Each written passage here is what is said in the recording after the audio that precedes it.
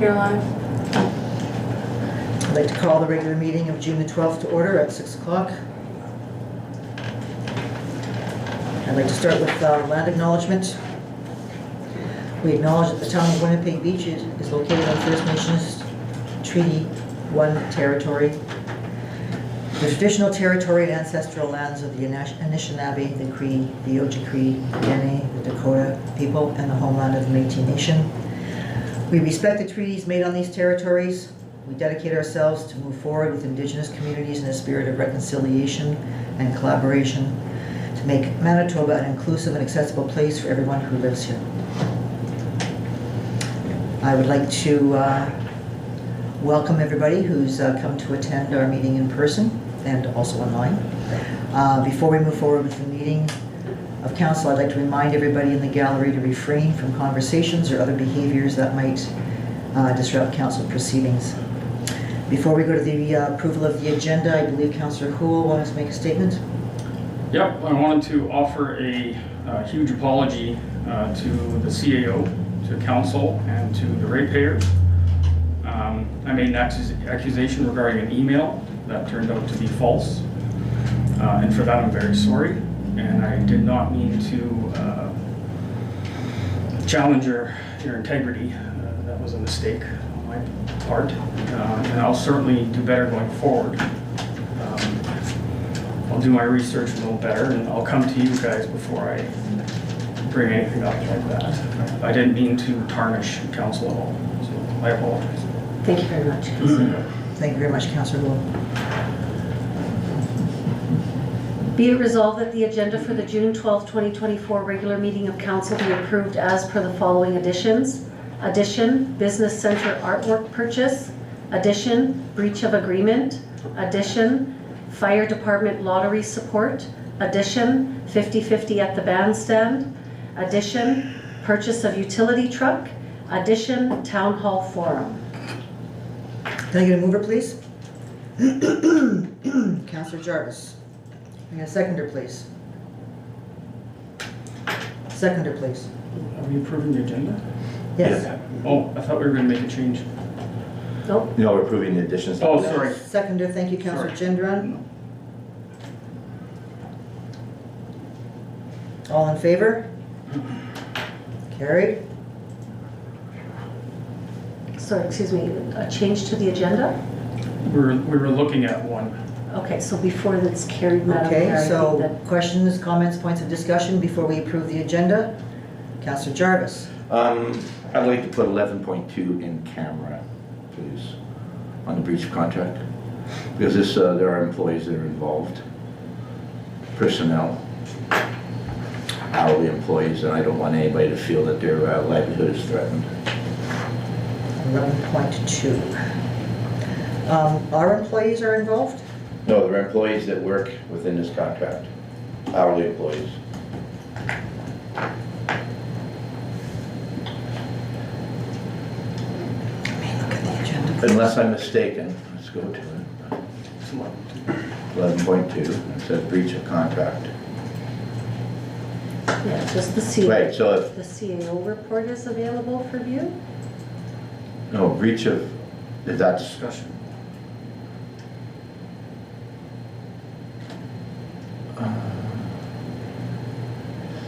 yeah, I think, without getting into it right now, but there are, what the property that we're talking about has hourly employees that might or might not feel threatened by the conversation.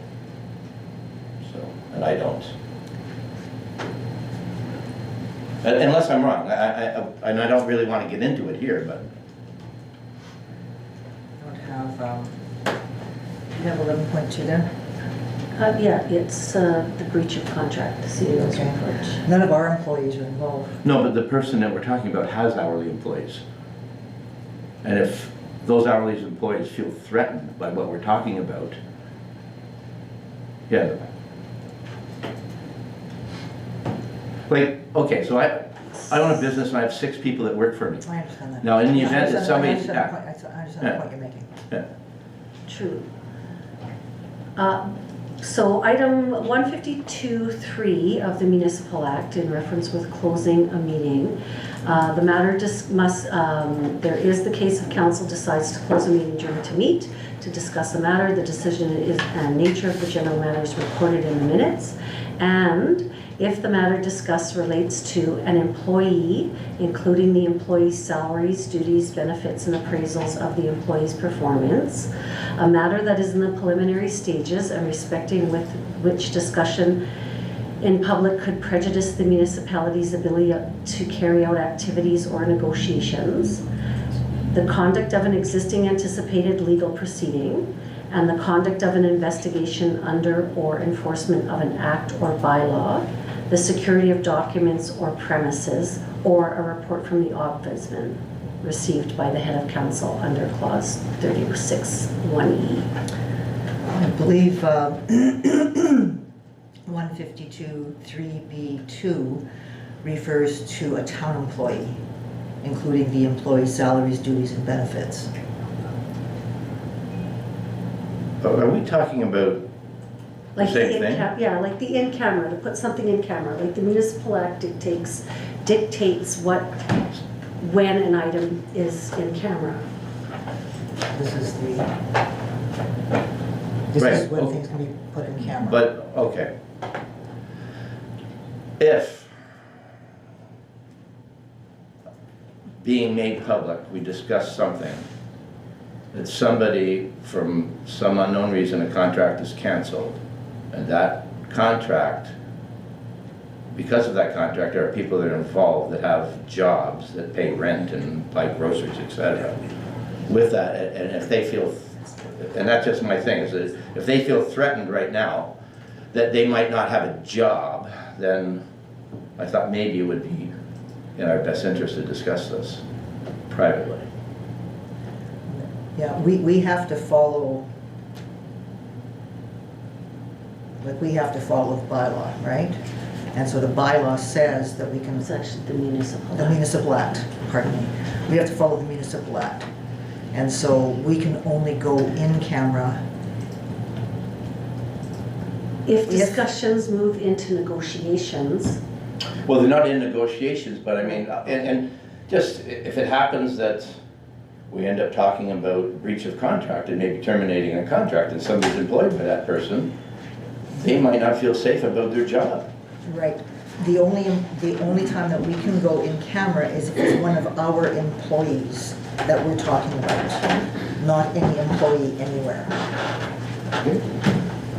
So we have to follow the, Well, okay, let's get on with it then. It's no big deal.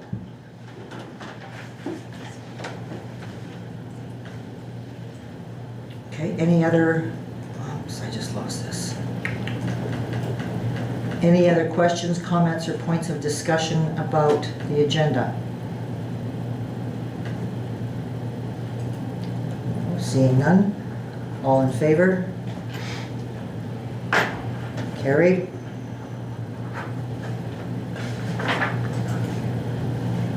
be it hereby resolved that the minutes of the May 22nd, 2024 regular meeting be approved as circulated. Can I get a mover, please? Councilor Kozlowski. Can I get a seconder, please? Councilor Jarvis. Questions, comments, points of discussion? I trust everybody's had an opportunity to read the minutes of our May 22nd meeting. Questions, comments? Hearing none, all in favor? Carried. Be it resolved that council, be it resolved that council approve the May 2024 financial statement as provided. It's the financials. Can I get a mover, please? Councilor Jarvis. Can I get a seconder, please? Councilor Gould. I trust everybody's had an opportunity to look at the monthly financial statement. Any questions, comments, or points of discussion? Councilor Geneva, no? Hearing none, all in favor? Carried. Be it hereby resolved that council approves the accounts payable listing being check number 22881 to 23011, inclusive of checks, electronic payments, and payroll issued in the amount of $163,938.09 as circulated. Can I get a mover, please? Councillor Jarvis. Can I get a seconder, please? Councillor Kozlowski. Questions, comments about the accounts payable listing? All in favor? Carried.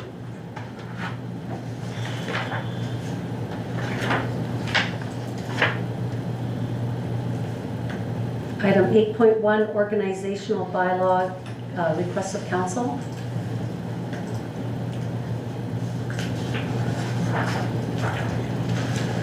Councillor Kozlowski, I believe you wanted to bring something up? Yeah, appointment of deputy mayor as per our bylaws, I believe every year. It comes to council, the council gets to vote.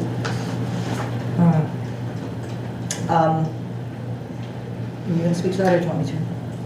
Sure. So in general, although like it does say on annual review, and it's very cookie cutter for several municipalities, normal process is if there is a member of council who has expressed interest in the deputy mayor role, or the current deputy mayor has expressed interest of no longer wanting that role, that's usually when that's discussed and then a new appointment is made. Although the bylaw doesn't refer to that, that's generally when there is a new appointment made and not passing another resolution for an existing appointment.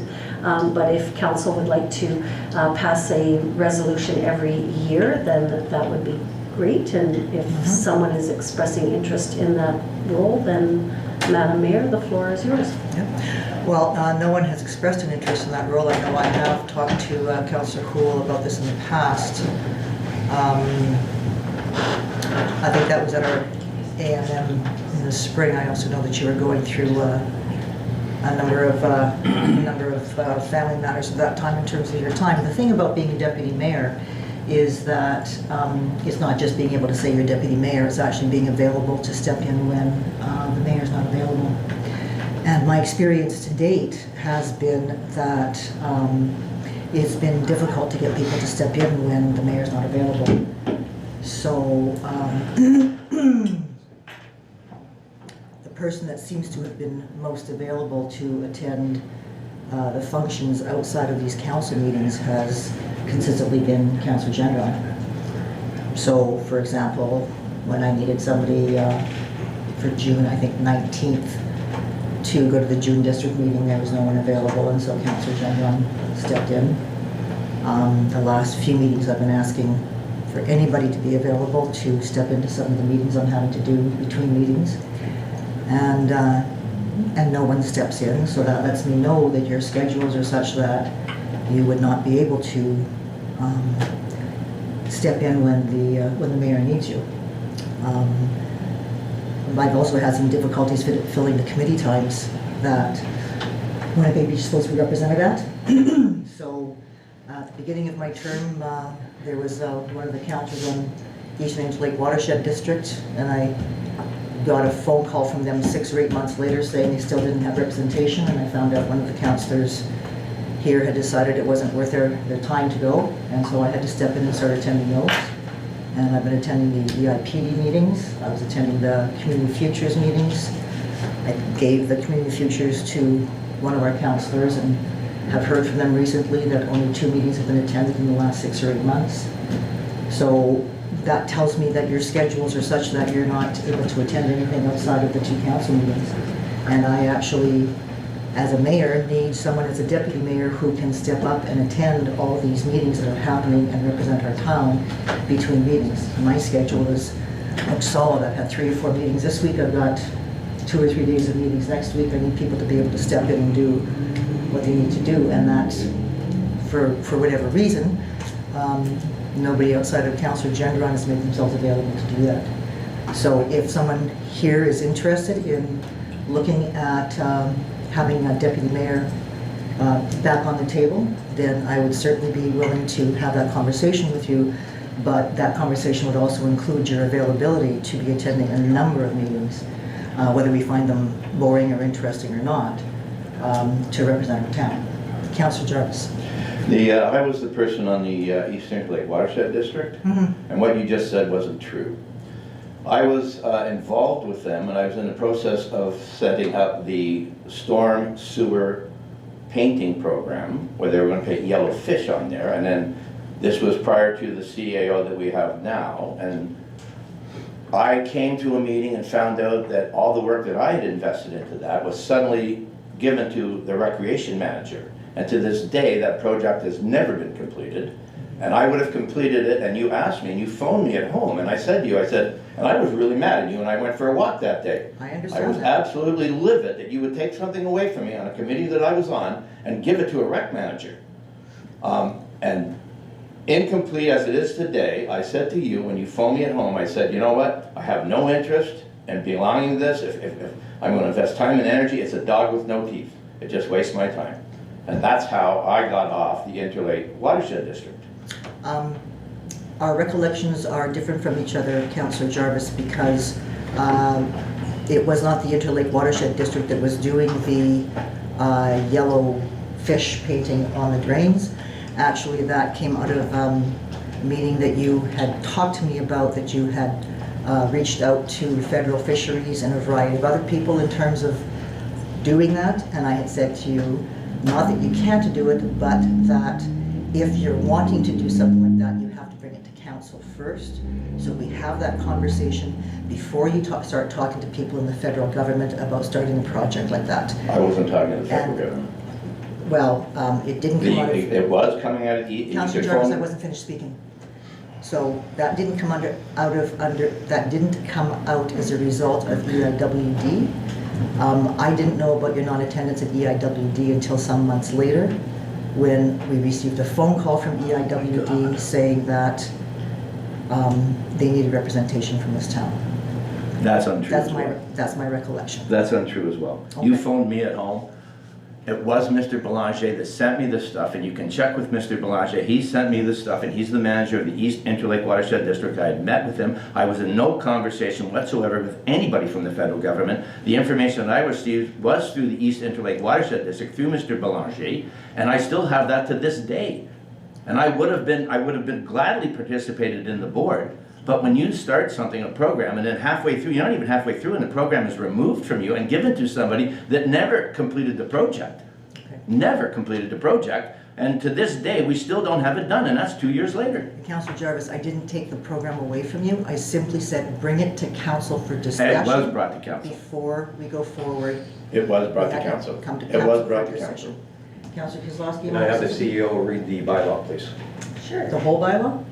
regarding Yeah. the deputy? At the first meeting Not of the whole council bylaw. each year, council must consider the recommendation of the mayor and must by resolution appoint the councillor as deputy mayor, who shall act in place of the mayor when they are unable to carry out the powers, duties, and functions of the mayor. Item 5.1. So can we vote on that now? Vote on what? Deputy mayor. Could you read it again, please? Yeah, at the first regular meeting of council in each year, council must consider the recommendation of the mayor and must by resolution appoint a councillor as deputy mayor, who shall act in place of the mayor when they are unable to carry out the powers, duties, and functions of the mayor. Okay. So when is the first day of our year? Is Correct. it June 15th, June 30th? No, correct, Councillor Kozlowski, and that's where I stated normal past practice for most municipalities, as this is very similar to almost any other municipality's organizational bylaw. There's a lot of cut and paste. If there's not an expressed interest of a member of council or an expressed interest of the appointed deputy mayor, generally another resolution appointing the same person that's already in that title does not occur. And so that's normal process, right? So the mayor generally makes a recommendation. If no one else is expressing interest in there, there's no or the existing person who is appointed has not expressed interest that they no longer want the title. Normal process has been then to just extend the appointment. So I will apologize, and if it is council that wants to make, if that is the going forward, I will ensure that the first meeting, along with the indemnity bylaw, is brought forward for appointment or reappointment of the deputy mayor. And when is that next meeting? So the organizational bylaw is on this agenda. So if there is a member of council who has expressed interest in being deputy mayor, then they can either have that conversation and bring that forward at this time, or they can approach the mayor and then appointment can be made at the following meeting. So the choice is council's, but generally, normally if there is expressed interest, those conversations are discussed with the mayor prior to the first meeting, so that there can be a good conversation of the appointment, duties, responsibilities, etc. Yeah, okay, that part wasn't stated in the bylaw. No, and Okay, so I don't know where you got that from. So where I get that from is just my years of experience as an administrator, and most municipalities, when we go through with that, it's very rare that there is another appointment, although several bylaws will have that same clause in there. But if it's just a reappointment, if there's no interest in any other member of council and the existing person has not expressed interest, they no longer want the position. It's just an informal past practice that goes on amongst municipalities. But I can certainly formalize this bylaw going forward. First of all, Councillor Gendron and then Councillor Houle. Councillor Gendron? I would just like to let the rest of council know that I have spoken to the mayor and made it very clear, because of how time-consuming being deputy mayor is, that if anyone else has in any way expressed an interest in being deputy mayor, I would be more than happy to step down and have them take over. As busy as it is, I'm not going to step down and leave the town in a lurch without a deputy mayor. Nobody else has expressed their interest. And I believe we had that conversation at the beginning of April, Councillor Gendron? Yes, you did. Okay. Councillor Houle? Yeah, just a question. So when a new council is voted in, are you supposed to vote on a deputy mayor, or can it be appointed by the mayor? So this is how this bylaw is reading, that council must consider the recommendation. So the mayor makes the recommendation and council must consider the recommendation. And so I would have to, with legalese with that, there's the must consider is a little bit obscure. So do you must consider as in you must agree, or is it that you just have to, I'm considering that appointment? So Okay. generally this is not a contentious issue. There is usually discussion amongst councils that there's somebody who is interested in the position or somebody who is not interested in the position, and that informal conversation happens with the mayor and in a timely manner, and therefore then the mayor makes the recommendation. And generally, if a mayor makes a recommendation of the appointment, council approves the appointment, because there is that discussion that happens ahead of time of people looking at understanding what the role of deputy mayor is and the responsibilities behind that. I also believe, Councillor Houle, you and I have had a couple of informal discussions already when I approached you about whether this was would be something that you considered once your family matters got easier. No, I think it was more about whether I was running for mayor next year, during the next No, I election. asked you if you would consider for deputy mayor. I don't recall that, sorry. Okay. Okay.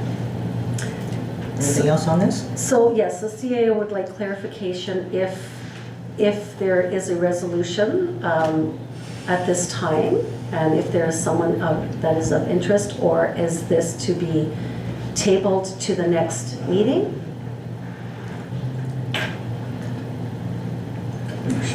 Well, no one's approached me, so.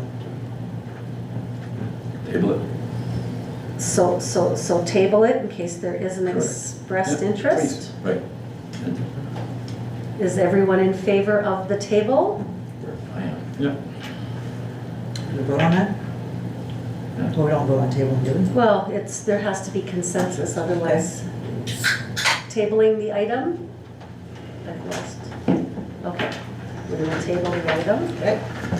We're going to bring that forward. Be it hereby resolved that the CAO be authorized to sign the grant agreement between the Town of Winnipeg Beach and West Shore Community Foundation. Can I get a mover, please? Councillor Hu. A seconder, please? Councillor Kozlowski.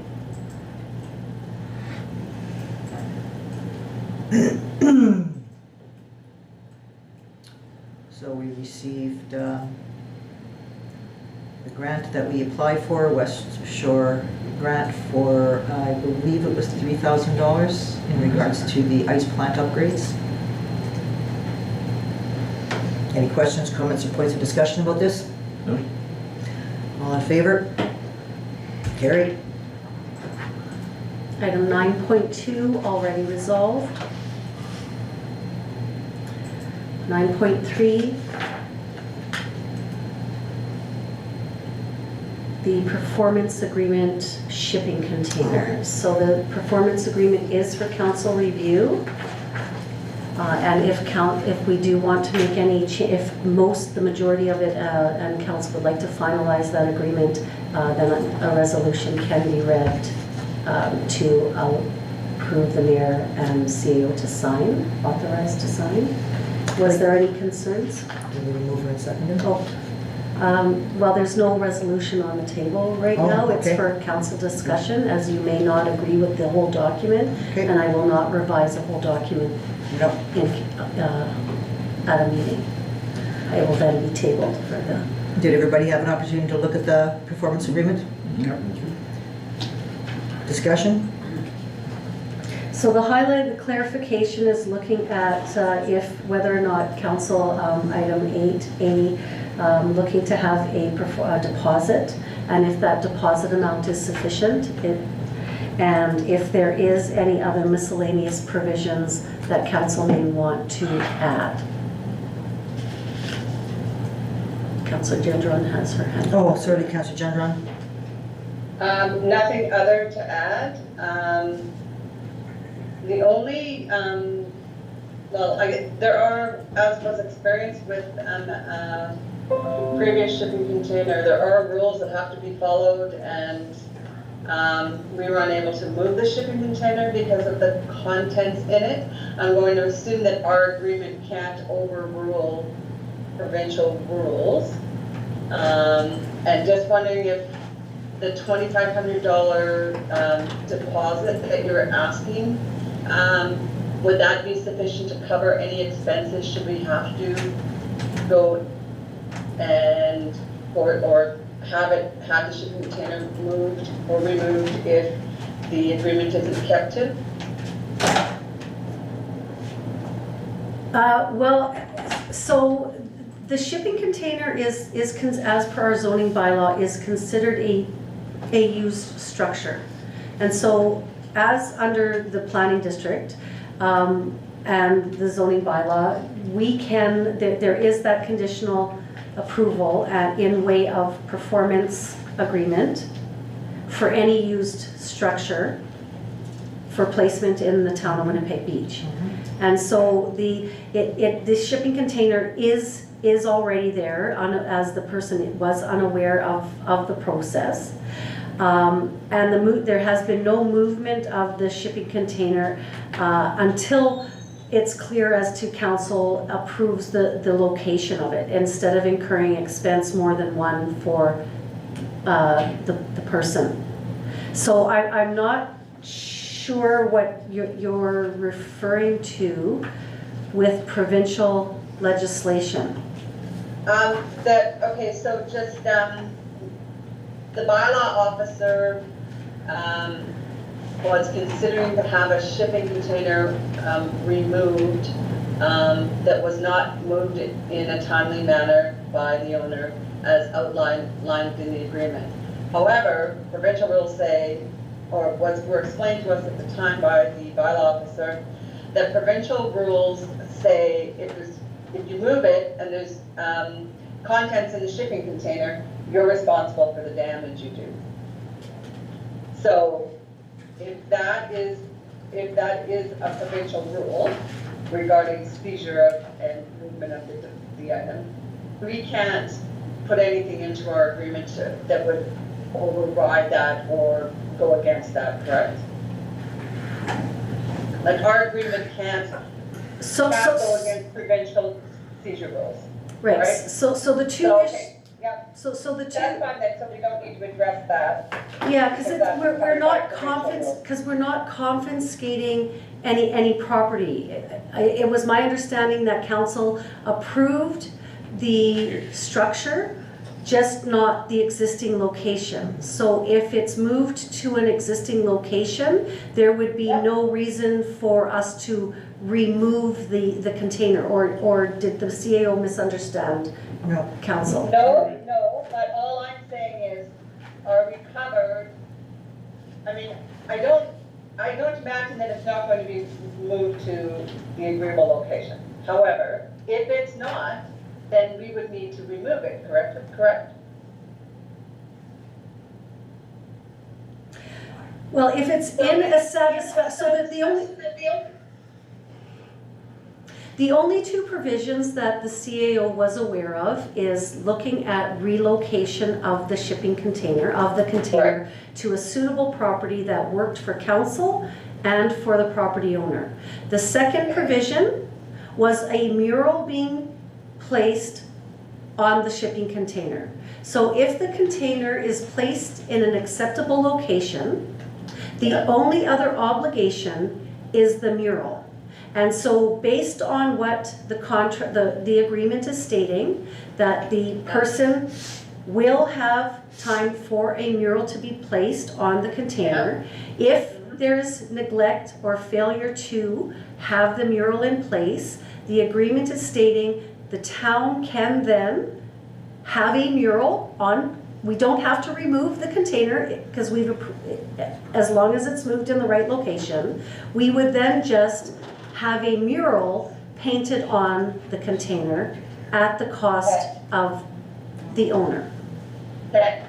Unless there are other provisions, council. Councillor Kozlowski? Yeah, Okay. I guess the contents can be moved out of the container. And also, did we not say last meeting that it was moving closer to the market? Closer to the Domo station? Yeah, if you look Yeah. on your attachment, Yeah. it's showing the new location. Yeah. Uh-huh. Oh, I thought I heard we said we're still looking for a location for it. No, so I did meet with sorry, Councillor Jarvis. Well, yeah, I'm understanding that it's already been determined the location, and she's Yeah. even indicated that the owners, they're gonna cut trees, et cetera. It will become part of the market, and the mural will be put on, that's what I understood. We're not touching the container in So any way, it's- shape, or form. So it's not approved as of yet. This was meeting This on. is what we're doing right now. Meeting on site with the property owner. They proposed this location with the images identified. While being on site, the CAO did not see any issue with the placement, as it's also the intention on the side that's facing Churchill, because it's now back in the bush line more off number 9. The mural will be facing number 9, advertising the market. The side that is facing Churchill, but it's again way in the bush line by number 9. The intent is to paint that white, and I believe the property owner is working with the community organization to host family movie nights.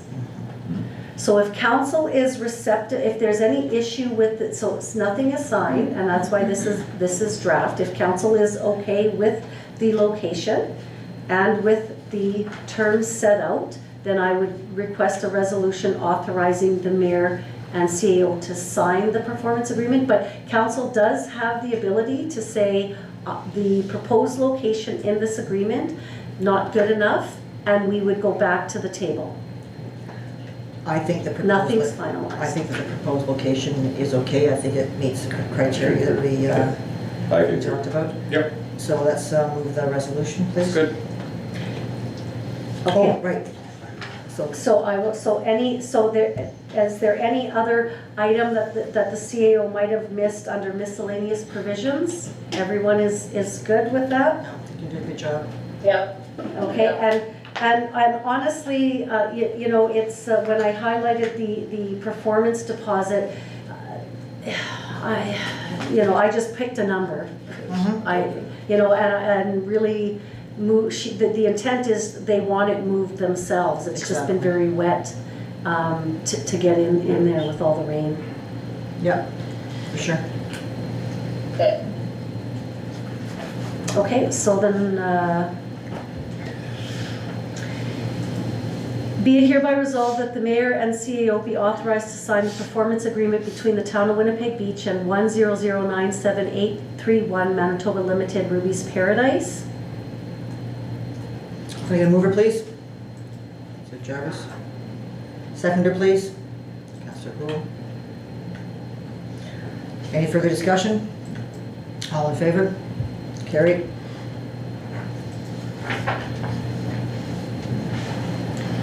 Be it hereby resolved that the finance officer be authorized to sign the agreement for payment of tax arrears for roll number 48800. Can I get a mover, please? Councillor Kozlowski. Can I get a seconder, please? Councillor Jarvis. I trust everybody's got an opportunity to read it. Any questions, comments, points of discussion? All in favor? Carried.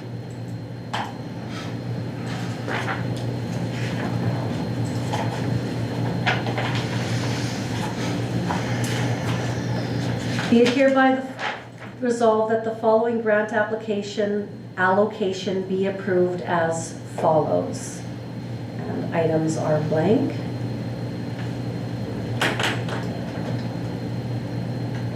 Are we moving right now? Yes. Can I get a mover, please? Councillor Jarvis. Seconder, please. Councillor Kozlowski.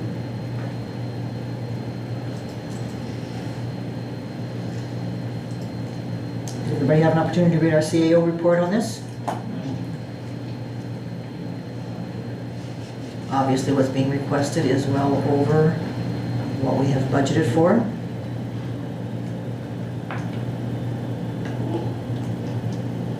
So can I have discussion, please? Sharon had her. Sharon first.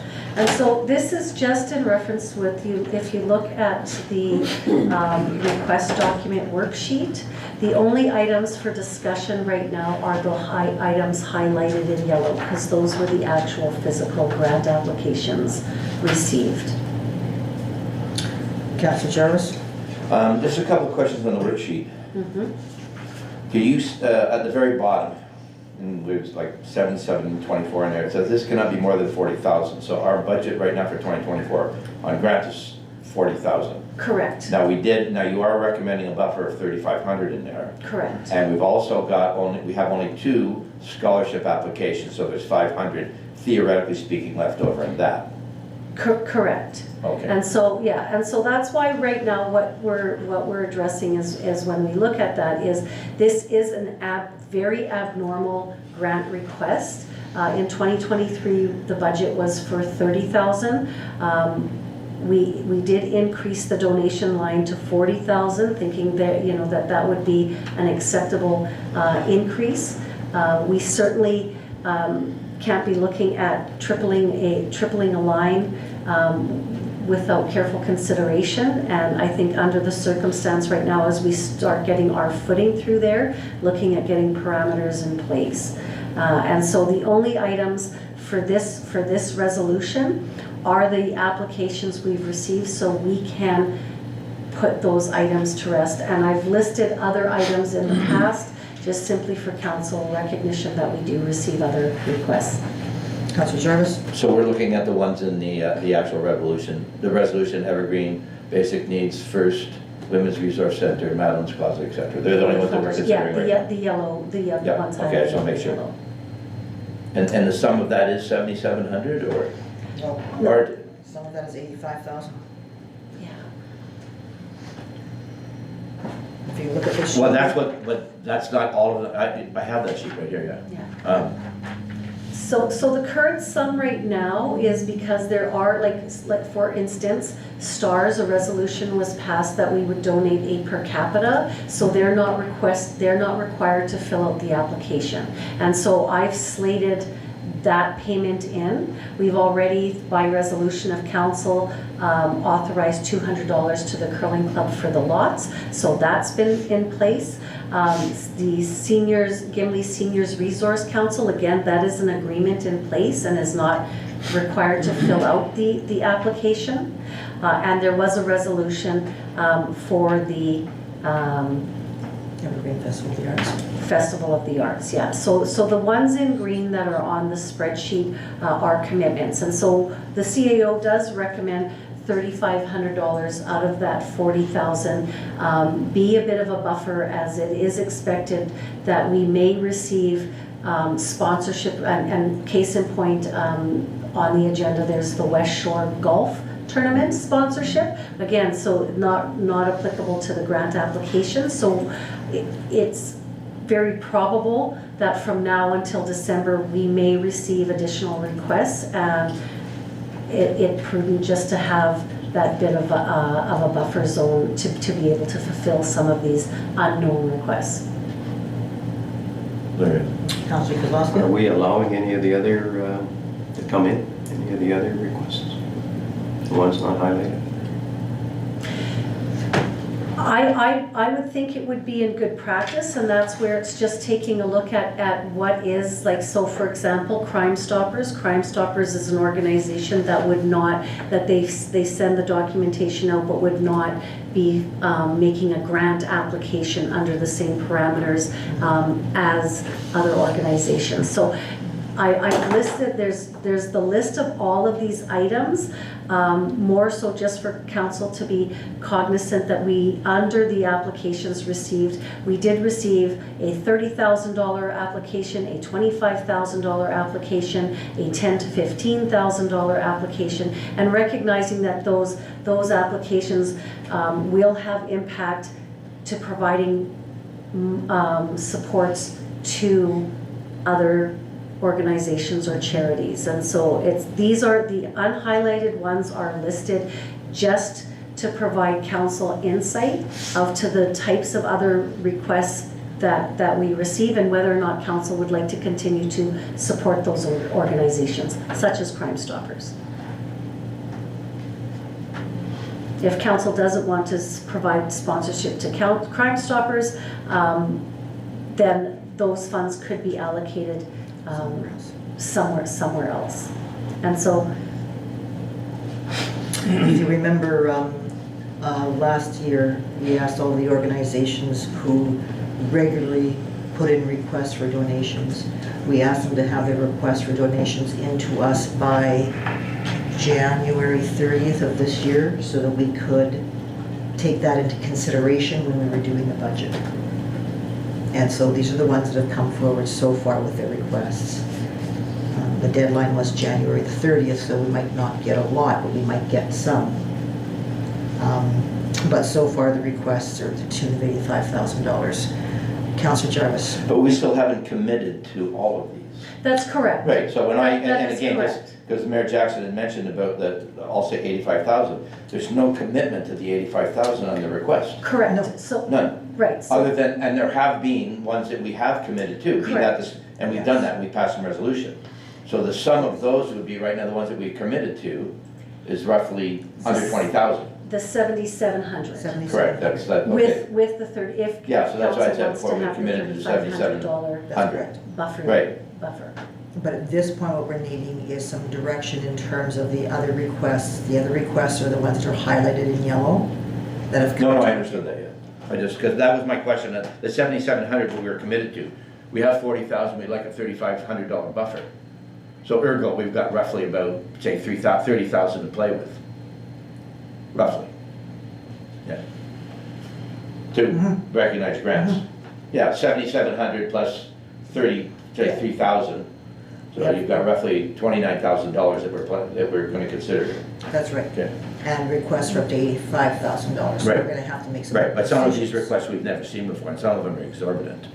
Yeah. True, and so that's, I think to start at taking a look at the requests, what they're for, and what is council comfortable allocating to the applications. Can we table a couple of these? You can, council can do whatever they choose. Like the big numbers, I think we should table and discuss. Like Discuss. $30,000 for the curling club, $25,000 for Lady of the Lake, the Gateway Foundation, and Well, can we have the discussion now? sure, if you want, yeah, I don't care. I think that's what's before Like, us. I've never seen, like, when we get a request for Lady of the Lake for $25,000, I've never seen any sort of a request on that. This is just a number that just popped up. Right. So did you see their attached, I saw their letters, yeah. So it was to maintain and improve the hall for rental appeal is what the purpose of that ask is. Correct, and very similar, like, and I need council to keep in mind, very similar to the application that we submitted for West Shore in reference to the assistance with the curling, or the compressor. I believe initially we were looking at asking for 10,000. We then passed a resolution to ask for, I believe, 5,000, and we were only granted, I shouldn't say only, we were granted 3,000. So just because it's very common, we are not the province that has definite programs in place such as building sustainable communities that is, it's automatically, if you're approved, what you've asked for is 50-50. So council has full autonomy to determine if they will support a request and if they will support fully fund the full request amount, or if they will allocate whatever amount they choose to the project. And I do, the CEO does recommend that when we look at these large investments and recognizing being prudent with the budgets, 30,000 was allocated. We increased by 10,000, and the requests we've seen are more than double of, Yeah. for the most part, that it's would be impossible to fulfill these large requests. Yeah. So are we wanting to work through some of this now? Or would council like to table for further review of applications? And there's a chance we might get more requests, you said, right? Right, and so we listed a lot that we normally would get, and like that's what I'm saying. The ones that are on the green column are ones that I know for sure we're committed to. I can't say that we're going to be getting, so in case of point of, let's say, the Legion, there was no application made, but it seems probable that there may be a fundraising initiative that they have that they may require supports or lines or whatever it is, right? So I caution council just allocating based on what there's always new things that come and go. So I caution council of allocating the full amount now and leaving some level of room for new requests. Yeah. Councillor Kozlowski? Yeah, I'm thinking that Winnipeg Beach can't afford all this, especially with our high taxes last year. So I would like to probably cut those big ones, starting with the 10,000, 25 into half. Which ones? 10,000, 10,000, 10 to 15,000, the Gateway, Evergreen, and also Lady of the Church. Like Winnipeg Beach just can't afford it, we can't Oh, no. afford to give No. money. No, it's a given that we're not going to be giving $85,000 Oh, that's right. in donations. We gotta So start that needs somewhere. to be our discussion, is looking at the ones that we feel we can give some money to. Yeah. And if we can give some money, how much we're going to give them. So that's what our job is here. Yeah. Councillor Jarvis? I suggest that at least for the time being, we get the low-hanging fruit, the things that we've always done, like the Wave Tour for $500, the first program for $500, the Evergreen Festival $400. Like, get the low-hanging fruit first. We know that to be true, and the scholarships, the things that we know that we've done, Yeah, we can for improve sure. that right away. For And sure. then there's no sense going line by line. Let's get this. No. Let's get the easy stuff done. Okay, so the ones that we know we're going to be doing, let's start from the top. Evergreen Basic, 10,000. You said the first? So is that, Oh. so just saying, Evergreen 2023 was the first year that Winnipeg Beach there's always been the ask for 10,000. Since 2019 through, it's been approximately 5,000, 85 1 year. That's been donated, so the request is for 10,000. Okay. Councillor Kozlowski, you represent us there. And they were doing some number crunching in terms of how much they were giving to Winnipeg Beach as well as to other municipalities. How Yeah, I many- have the numbers later in my committee reports. Pardon me? I have the numbers later on my committee reports. Right, I'm wondering if you could apprise us now in terms of what the usage is at Winnipeg Beach. Well, most of the money that we gave them was for operating costs. Mm-hmm. I understand that. Yeah, They usually base their requests on the amount of usage from people from different municipalities. So they look at how many people, and again, we use everything basic needs. yeah. They look at the Yeah, I don't, percentage of people that use from Winnipeg Beach, they look at the percentage of users from Arbor, Yeah, and yeah. that's how they decide their ask.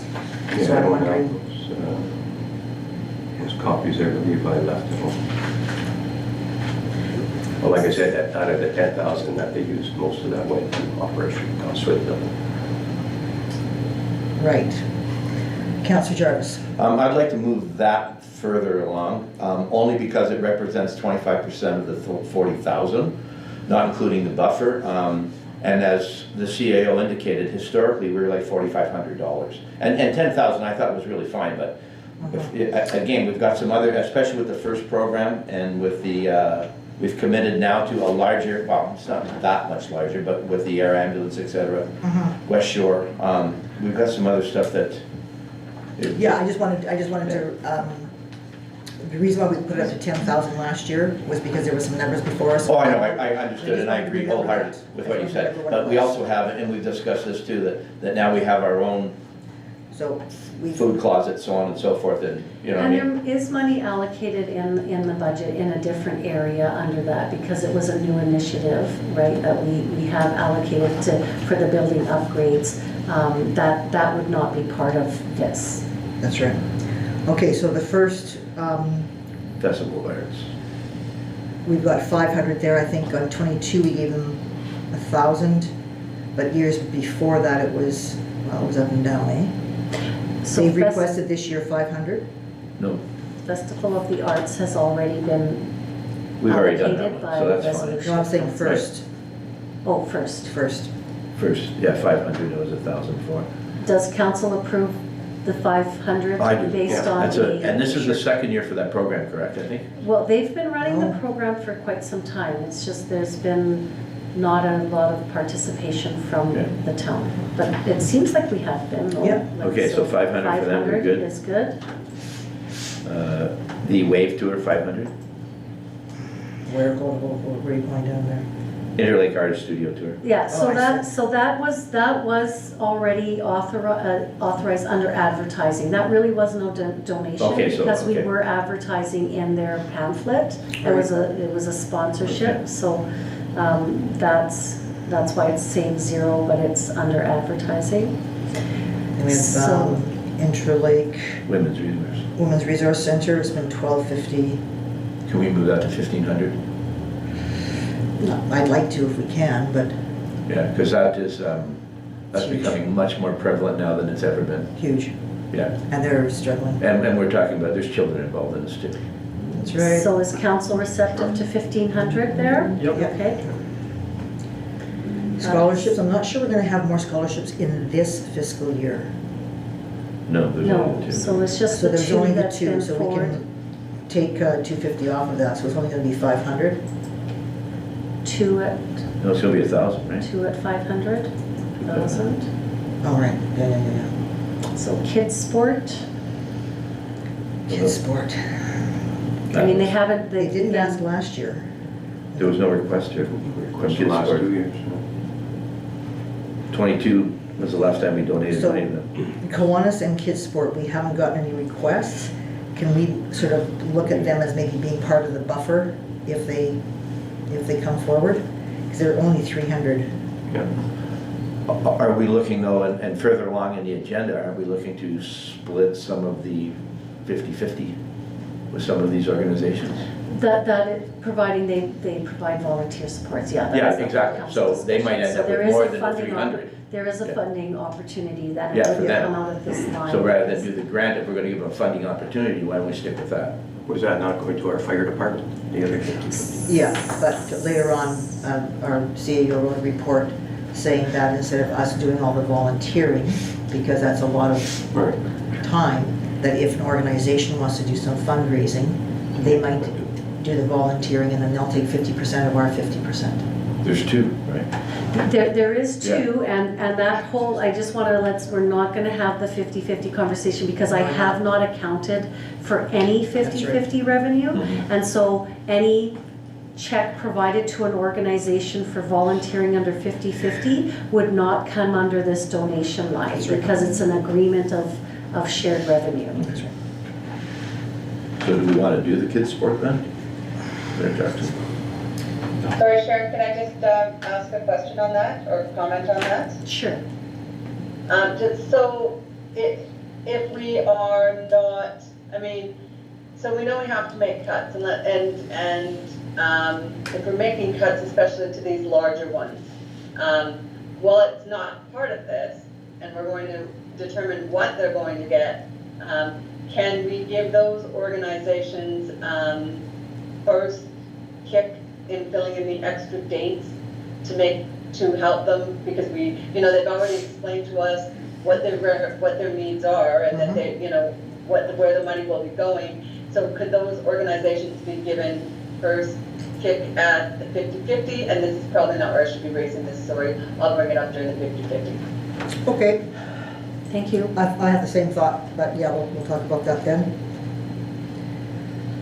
So the kids' sports and the Kiwanis, I don't know, what do people want to do? I would recommend, as we've not received any requests, that just that's why I've got Under the that buffer. buffer. Okay, And if council wants to increase that buffer, you can do Okay. so. Madeline's Closet? The same, I think it's 1,500? 1,500. West West Shore, Shore. 1,000? Absolutely.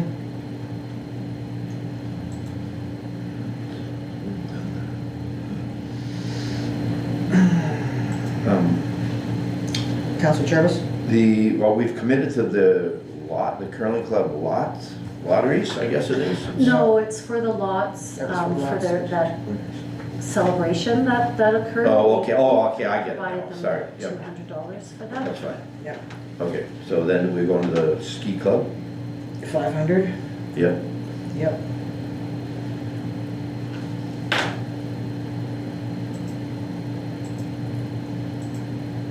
Okay. So with that entered and $3,500 buffer, we're at 13,700.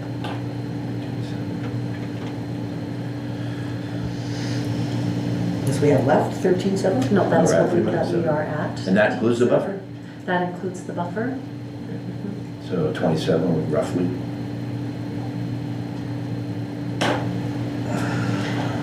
Okay, so what's that give us left? 27,000, roughly, bad math. And we have outstanding Evergreen Basic, Gateway, The- Lady of the Lake, and the Curling Club. Can I talk about Gateway? We read that they're 46,000 short on their budget. Now, we haven't seen their audited financial statement, but that's a big chunk of this community. So we've never given to, yeah. I'm sorry, I missed that, Councilor Jarvis. Who were you referring to with those comments? The Gateway Foundation, Isfeld Villa. Okay, thank you. Yeah, and historically, we're 5,000, but I would suggest that we go up on that, on the Gateway Foundation. The Gateway Foundation, in 2019, it was 20,000. In 2020, it was 23,000. But 2022 was 5,000, 2023 Well, was that was, 5,000. so what this was about was when it was first built, I'm over it. they asked the council to forgive taxes and other operating costs over the years until they could get on their feet and start saving up money to put into this. And so seeing that decline, that was the process they had agreed to go Right. down those number of years until this year.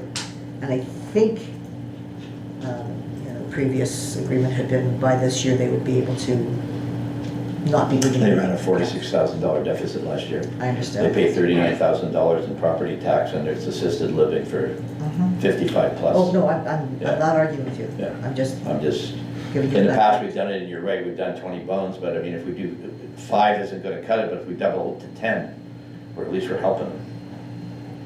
It is a member of the community. Absolutely. So in 2011, the council did approve a grant equivalent of 80% of the taxes, and then there was a schedule that followed from year after that since 2011. So I just wanted to make sure Yeah, well, I'm that, aware. I don't think 5,000 is enough, that's all. and that was determined based on a previous agreement which ended in 2023. Right. That council dated June 19th of 2019, in that mayor and council had agreed 10,000 in 21, 5,000 in 22, and 5,000 in 23, and that was the end of The agreement. of the agreement. Okay, Councillor Jarvis? We have, I guess, 4 left, right? The curling club, the Lady of the Lake, the Evergreen, and Culled Isfeld, or Gateway Foundation. Can we just, can we split it? I'm gonna go 3 ways. Can we have, let's say we have 25,000 and we divide it by 3. I'm really not, I think the Lady of the Lake competes with us if it's for a hall rental, etc.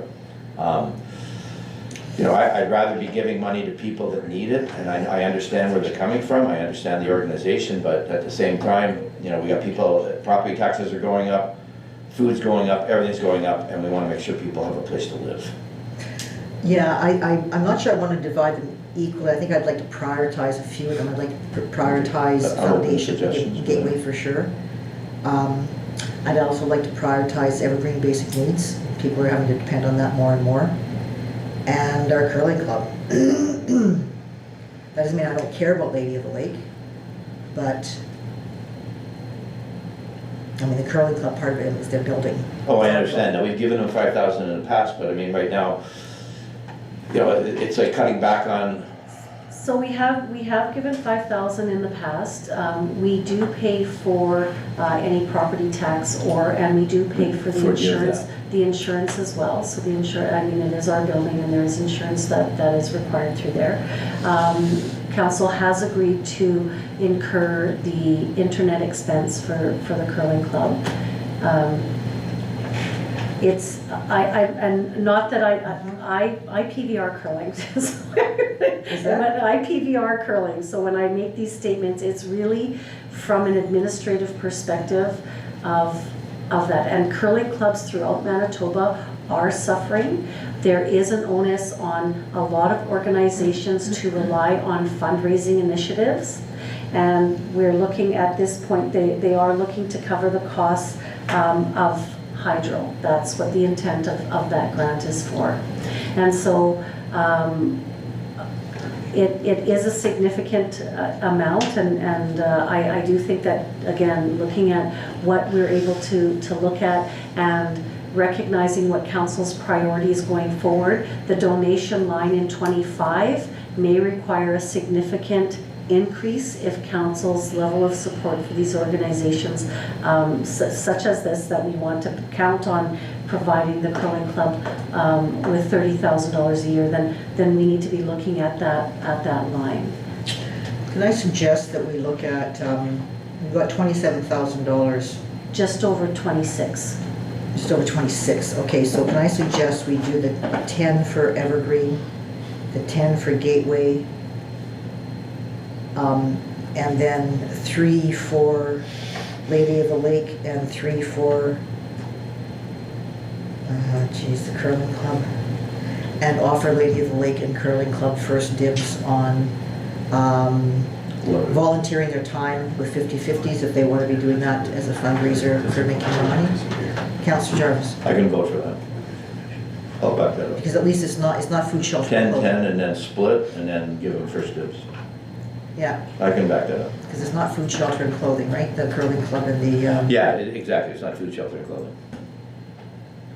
what do other people think? Sounds good. My hand is up. if you What is can't that, see what is it. that? Oh, sorry, Oh, no, she's got I, a document up on here, so I can't see your face, I'm just looking at writing. And your camera's off.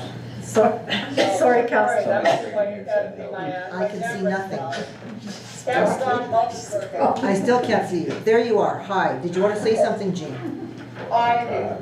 I have a concern with reducing the curling cup grant. I have a great concern for it. Food, shelter. We've supported them in running a program. We recognize it is our building. There are a couple of things that they have identified that I wonder if, based on the fact that, so Sharon, are they insured under us, or are we just, because it's our building, are they included in our insurance? They are listed under our insurance, and I believe $10,000.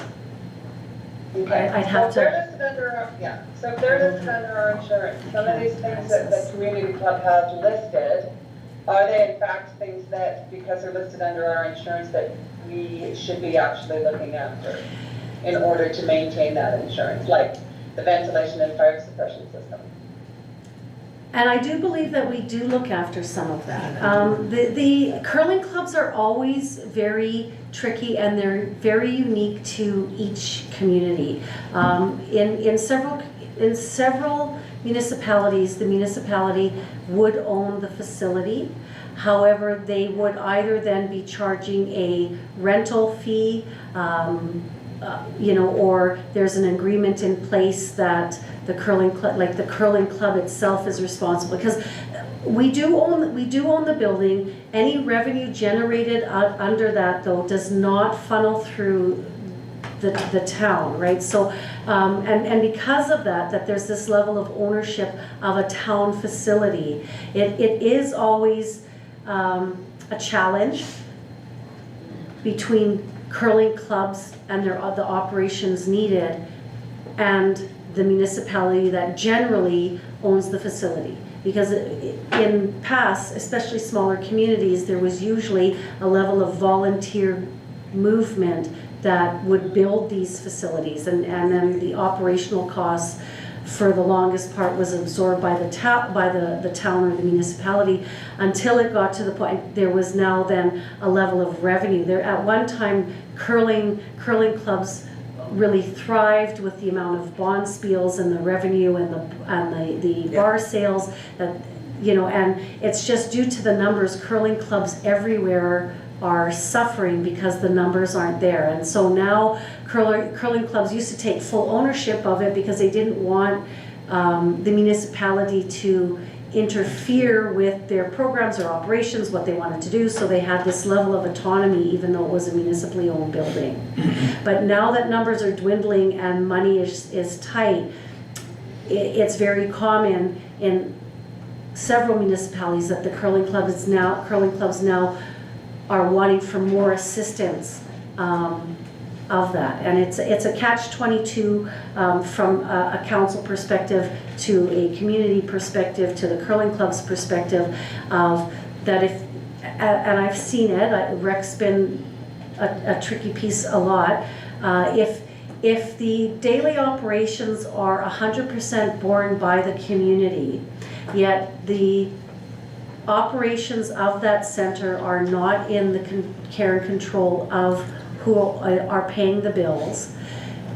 We know that it's normal process to run bond spiels, run workshops, run fundraising events, and if the expenses for these things are covered by taxation in the financial plan, it's not often then organizations feel they need to run the fundraising or look at increasing memberships and those types of things, right? It's not as though you can just say, hey, I'm coming and I'm curling, right? You've got to have a team, there's structure, and that's organized by a separate entity. So I know, Councillor Gendron, that the curling club has been struggling for sure, and I understand that. Yeah, and which in is my- why, Mayor Jackson, I'm just asking, could we at least leave it at the 5? Like, to be having, I mean, they have provided us with documentation and things that they need done that equal about $30,000. If we can't do better than what we've done, could we at least maintain what we've been giving them? Is it That's okay? all I'm asking. Yeah, I understand that. Does it help to know that they would have one of the first cracks at being able to volunteer at the 50/50 and getting money that way? That would be probably more than 5? Well, if we give them the 5, then they're gonna be looking at $25,000 worth of fundraising. Okay. I mean, they had clearly identified a need for $30,000. No, I understand that. Yeah, As Lady so Lake that's does. all I'm saying is if they could be left at the 5. Or what about, okay, I'm just trying to sort of juggle things here a little. They have some maintenance work that needs to be done. It's our building, can Public Works do things like the drywall repair and the painting of the interior areas? Can volunteers do that? in reference to staff, especially at this time of year, I cannot see that I can commit staff time for that type of project. Councillor Jarvis? And I think we're covering 50% of the former BSC grant on that ice plant, are we not? No, that's the rec center. I thought we were doing both ice plants. No, They don't have the it money. was a discussion of I remember. going to the net zero would cover Yeah. both ice plants. So I would also like to know to council, although the donation line, because this is very unexpected from past practice throughout the years, having this level of grant request. So I do want to assure council that when we do look at our budgets, at the end of a year, it is not based on line by line by line. And so if council desires to fulfill more needs under this donation piece than was originally budgeted, the CAO can commit to reviewing other lines to ensure that there's an equal balance to that. But fulfilling all of the requests No. would be quite the challenge. But Right, no. Councillor Jarvis? So can we vote on Mayor Jackson's request, 10-10 and split for now? I mean, Well, I'm listening to what Councillor Gendron is saying, Mhm. and splitting Lady of the Lake Church Hall. then just do. Is that request as important? And I don't mean anything bad about Lady of the Lake, but they're wanting to fix some things up so it'll be nicer for renting out. And Curling Club is looking at how to figure out how to keep their lights on. So should we do a Do the 3/4, 10-10. 1/4? If we do the 10-10, 5, which Five. we've always done, and then the difference, the balance goes Lady to of the Lady Lake. of the Lake and do it that way. That's what I want. Let's at least get it off here, so. Yeah, Thank you, Councillor Jarvis. are we okay with that? 10, 10, 5, and remainder to Lady of the Lake? Yeah, and what's our total that comes up? So at that point, we still have the 35 buffer. With the 35 buffer, Lady of the Lake would receive $1,276. And this is a first time thing for them too, so that's fine. And again, council, if there is I will reiterate, if you feel that that is not sufficient for that request, the CAO would be able to find a level of, I mean, when we're looking at, if the amount that you would choose to donate is 5,000. The other 36, I would be able to look at within that realm to ensure that we don't incur a deficit. And for that amount, the probability of running a deficit is slim to none. What did you say that we'd be giving Lady of the Lake? 1,200? 600? 200. 1,200? And an offer near the top to run 50/50s? Yes. Fundraising opportunity? It's challenging because it is electronic device. But absolutely, Get that their could be an option.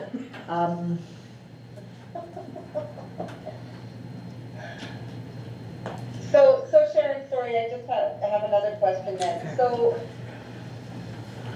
Okay, so if we make the decision right now to commit to the $5,000 to the curling club, can we also commit to another $5,000 if closer to year end it's looking like we have the slippage or the room for it?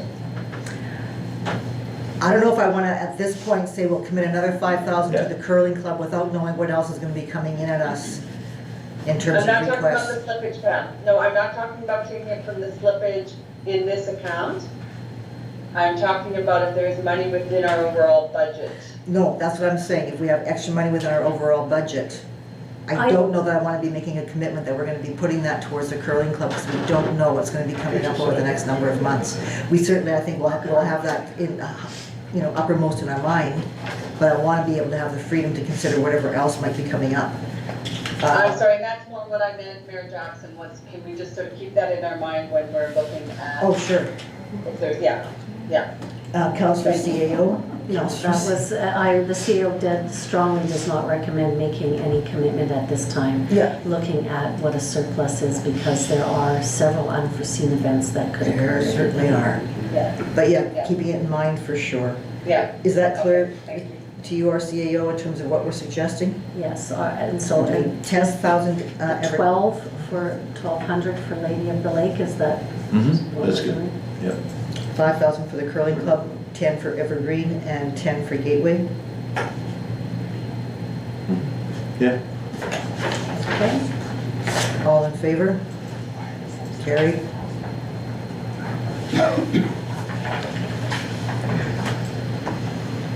Be it hereby resolved that council does not authorize the payment of council expenses past the allocated 90-day period in the amount of $412.91. Just let me get there. May I have a mover, please? Councillor Jarvis. Need a seconder, please? Councillor Kozlowski.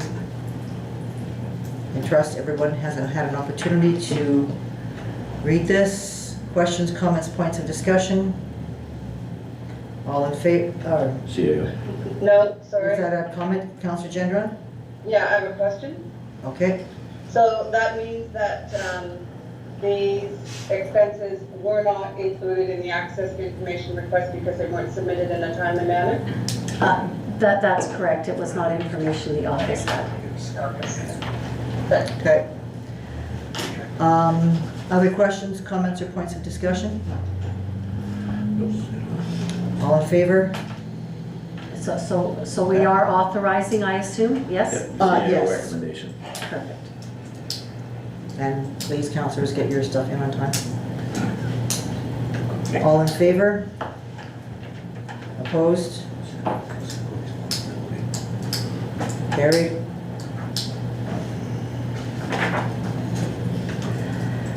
Be it hereby resolved that council does not waive the rental fee for use of bandstand and/or rec facility for a staff member's wedding. Can I get a mover, please? Councillor Jarvis. Get a seconder, please? Councillor Kozlowski. Discussion? No, No what? no discussion. I think we should waive the fee. Waive. Okay, what do other people think? Or is this going to be for all staff employees? So that is up for council discussion. The rec manager's report alluded to the fact of council adopting a policy. The CAO does not have a policy prepared at this time until directed so by council. But in the immediate, the request is referencing a wedding in the next 2 weeks. And so that's why the resolution is just addressing that. If council does want a policy reflecting that, or is this a case-by-case basis, that's a council decision. I'd like to, I certainly give my support to this. I think that going forward, it might be important to have a policy, but we have to think through what that policy is. And I'm only saying that because I think our staff work really, really hard for us. And we know with our restrictions in terms of taxes and those kinds of things, we can't pay them probably as much as we would like. And being able to get married on the bandstand, I think, is not a bad thing. Councillor Jarvis? Yeah, I don't think it's something, and I'm in favor of waiving the fee, but I don't think it's something that comes across very often, so I don't necessarily we need a policy, so we can take it by a as it happens thing. Excuse me, can I ask the gallery to please refrain from speaking during council? You were saying, Councillor Jarvis? I think that it's rare that this happens. And I haven't seen maybe once a year now we have weddings, so I think we can just do it as it happens concept. Yeah. Well, and the reality is our CAO has so much on her plate right now, writing a policy. Yeah, we don't need something that rarely policy. comes We have a up. lot of policies. We got a lot of policies. Other discussion? So the resolution reads that the council waives. The rental The rental fee fee. for the use of bandstand and or rec facility for the staff member's wedding. Correct. All in favor? Carried. Opposed? Carried.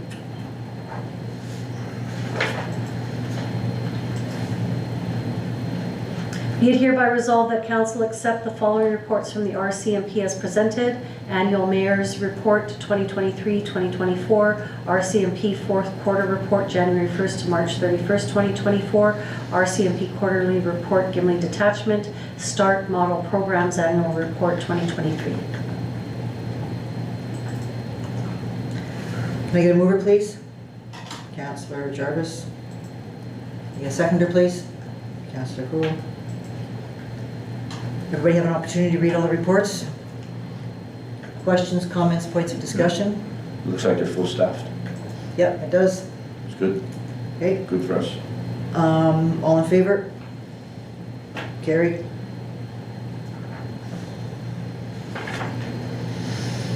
Be it hereby resolved that council does not approve the use of sidewalk space, placement of picnic tables, and use of town porta potty for the food cupboard fundraising barbecue to be tentatively held July 13th, 2024. Can I get a mover, please? Councillor Jarvis. A seconder, please. Councillor Kozlowski. So it's great to see that the food cupboard is moved over, which is wonderful. I trust everybody's read the attached information. Any questions, comments, points of discussion about this? Discussion is approve or does not approve. Discussion is approve or does not approve? Approved. Reads Aye. approved? Approved. Okay, all in favor? Carried.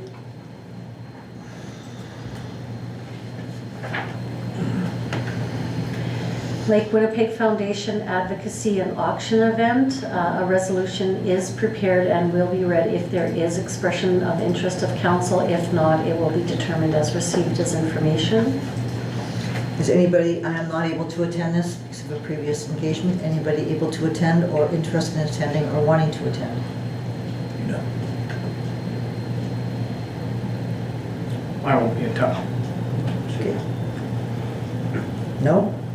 So we're just going to receive, Receive as information. receive his information?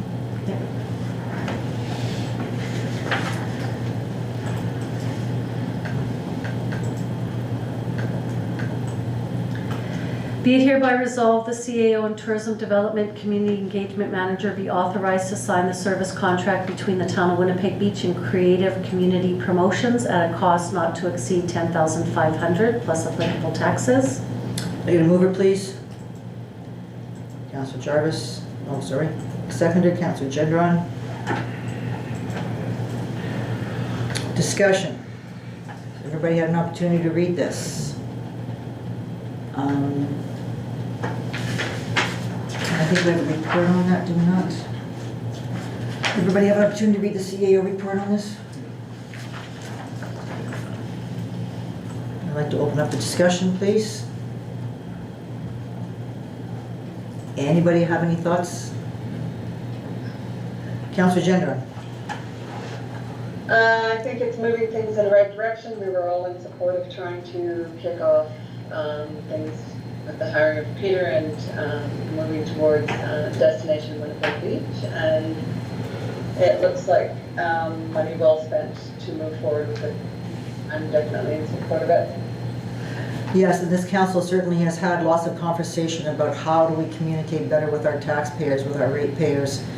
We've talked about community billboards, and we've talked about newsletters, and we've talked about all those kinds of things, and this seems to be a good solution to that. Other people's thoughts? Yeah, I tend to agree. Yep. Yeah, I think they're heading in the right direction, that's for sure. Okay. No thoughts? Not a single thought. That doesn't come as a surprise, Councillor. Or Councillor Jarvis. All in favor? Carried. Is anybody else finding it warm in here, or am I having a moment? Yes, it's warm. Explain about it. With the arrow. Is that? I could put the air on, but Can we actually, I hate doing this, but can we actually take a 5-minute break? Because we've still got a huge agenda before we go in camera. Yes. Can we take just a 5-minute break? 5-minute break, 7:26. Open the door, turn on the air conditioner, use the facilities, stretch our feet. I'm stuck to the chair. It is way hot here.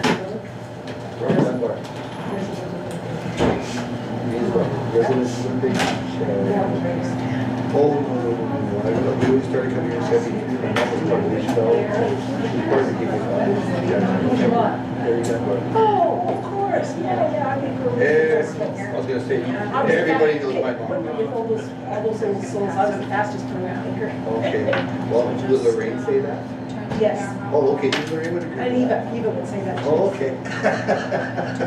So it's pleasure meeting you. Are you related to Mr. Wolf? You sure what kind of, you could have been to see.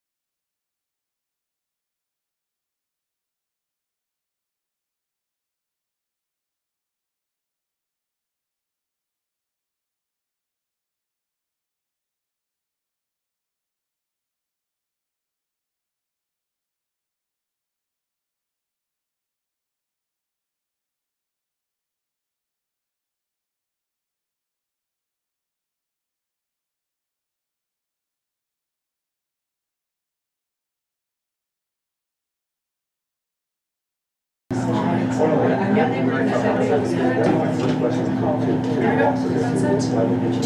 we're back online. I'd like to call the meeting to order again, please.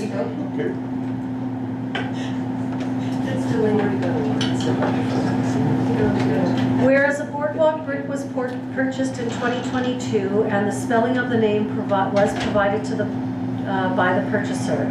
And whereas upon receipt of the ordered brick in 2022, administration did not recognize the spelling error in the name of the brick. And whereas extenuating health issues prevented the purchaser from doing an on-site inspection until recently. Therefore, be it resolved that council approve the replacement of the brick with the correct spelling at no cost to the purchaser. Can I get a mover, please? Councillor Kozlowski, seconded by Councillor Gendron. I trust everybody's had an opportunity to read the attached documentation. Discussion, please. Councillor Kozlowski. And I agree with the CAO's recommendation to replace. Okay, other people? Yeah, I agree. Do we have a printer that's, So the bricks are now under that new process actually being engraved Yeah. and no longer being printed on. So the new brick will be at the new standard. So anybody that, just let anybody know, I guess if they have bricks that look terrible now because of the previous, they can now purchase new ones? They can purchase new replacement bricks. Okay, any further discussion on this particular matter? All in favor? Carried. Item 10.10, Pride Month, request of council. Councillor Gendron? Sorry, I was just trying to mute myself, thank you. I just want to acknowledge that June is Pride Month, and I'd like to wish a happy Pride to all of us LGBTQ+ members of our community, those that visit our community, and all those that provide love and support to the members of the 2S LGBTQ+ community. For those looking to celebrate Pride, Gimli has a full slate of events planned this weekend that you're all welcome to join. It can be found on the Gimli website. Pride events are community-driven with support from government. I'd like to give a shout out to Lisa Teal and the Winnipeg Beach Community Food Cupboard. Their relocation to their new home happens to coincide with Pride Month, so their sign has been painted in Pride colors. It would be nice if that small sign is the start of bigger things to come for Winnipeg Beach and Pride celebrations this time next year, driven by community members. Any questions, comments, discussion? Thank you very much. And is there anything you were adding to that? I had The letter? Oh, I did send, I did send council an email from a community member. And did not attach it. So if there was any discussion on that. That was not being included on the agenda, Sharon? I apologize, it was to be added as an addition and the days have gotten away from me, so I certainly Yeah, no, that's will fine, so if. add that It won't be, as, yeah. That's fine, it's not needing to be carried over to the next meeting, that was all I just wanted to say. Thanks. Thank you. 10.11 Murray Street washrooms. No email is, or no resolution is prepared. I did provide council an update in reference to the park's position of the washroom, and if there's any direction of council for resolution, please advise. So, I believe, council, you've had opportunity to review the documentation that there were some problems with the Murray Street washrooms, with some plumbing problems and some broken toilet problems, and they were working hard to get it fixed over the May long weekend. Do we know whether they've been fixed or not yet, Sharon? I have not had further communication. Myself either. Doug, Councilor Jarvis? The washrooms on the main beach now are open though. The ones that were closed last year, so I guess theoretically, if it's still not fixed, We have the ones now on the boardwalk that were not open last year, but they are open now. Okay. For anybody watching, they are washing Sundays. Okay, and is there any further discussion council wants to have on this? Nothing here. Okay. Take as info.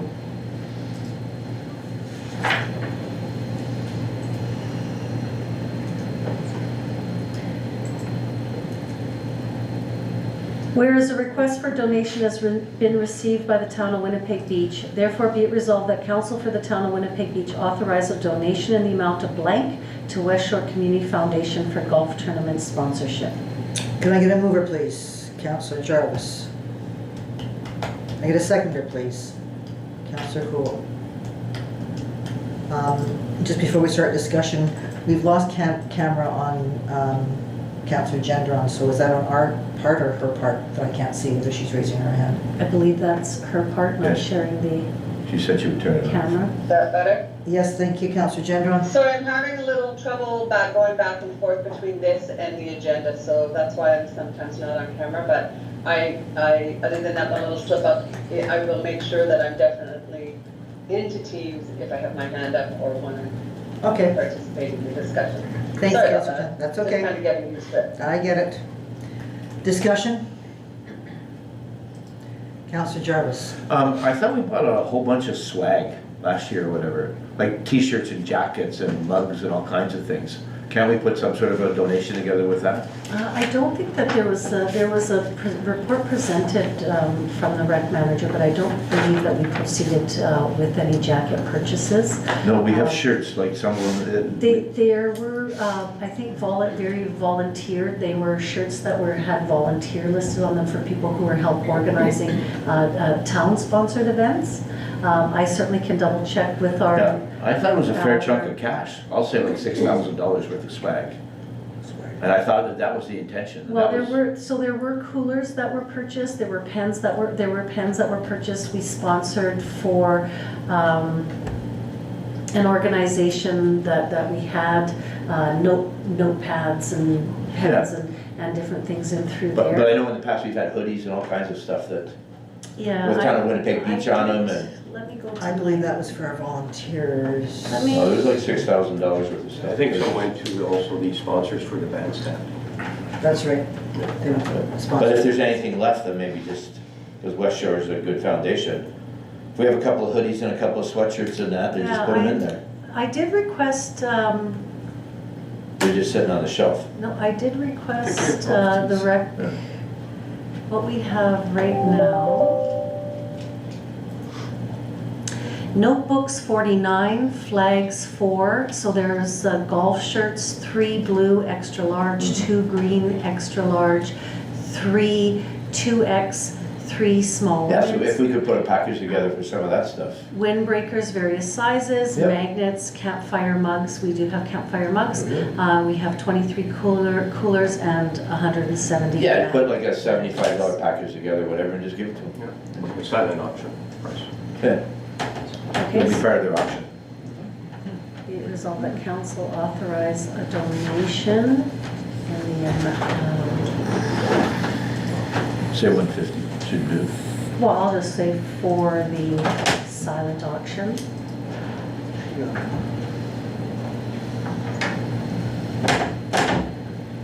Valued at approximately Okay, so to read, $50. authorize a donation for the silent auction. So therefore be it resolved that council for the town of Winnipeg Beach authorize a donation for the silent auction valued at approximately $150 to West Shore Community Foundation for golf tournament sponsorship. Sure. Okay, all in favor? Carried.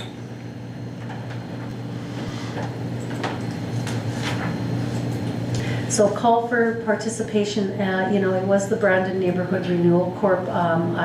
It was addressed to council, so it does need to go on the agenda. The CEO does not have a resolution prepared, but if there is an expression of interest of council, I certainly can prepare one.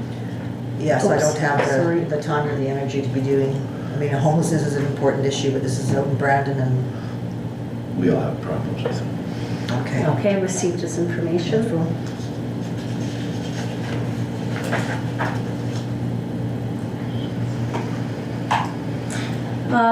Boardwalk brick concern request. There will be a verbal report by the CAO on this item. There is a resolution prepared, and then the CAO can speak.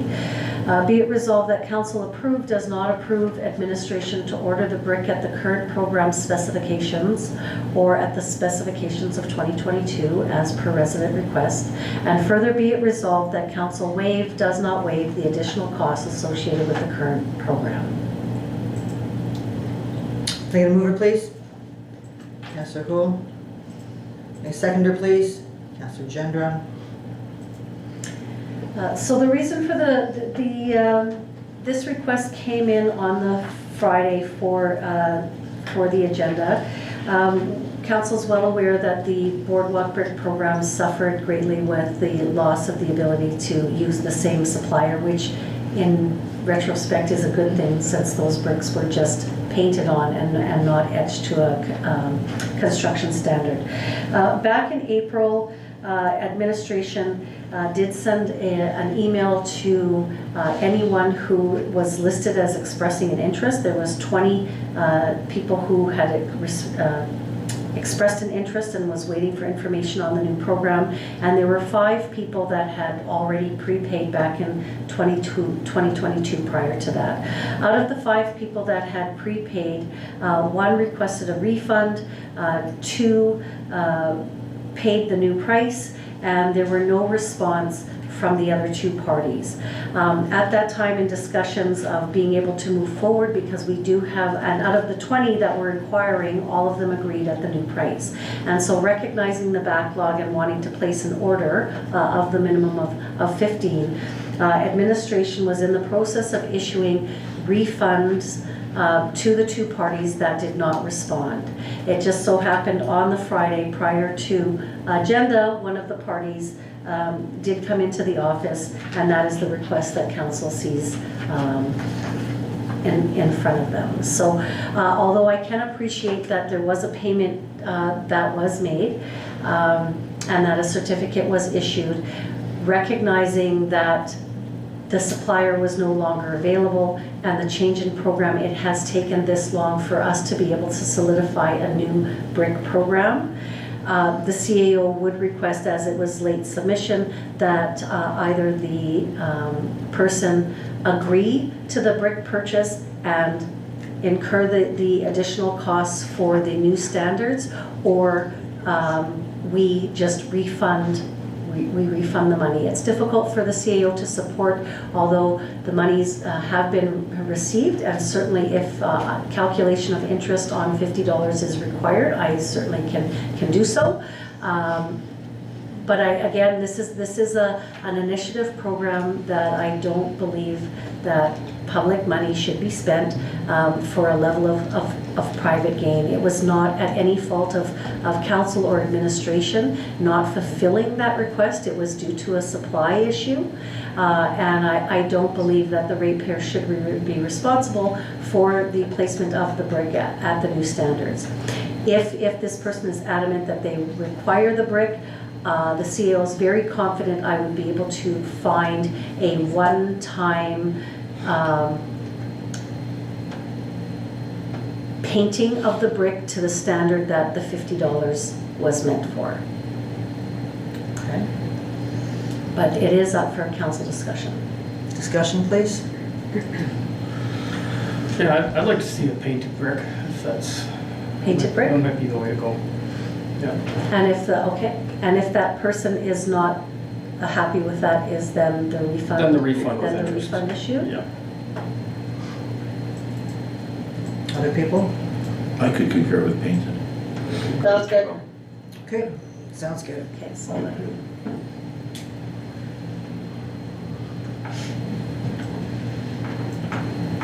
I will just read that.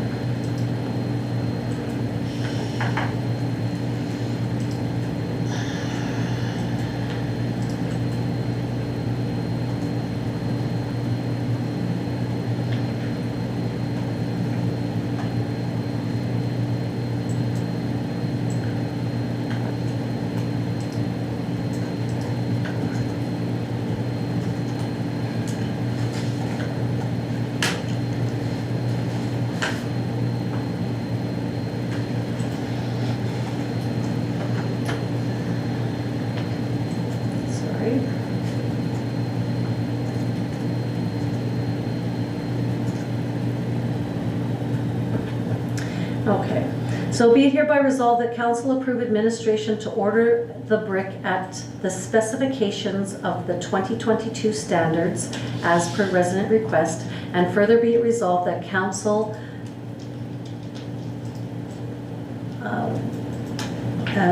authorize a refund check if this solution is not suitable. Sounds good. All in favor? Carried.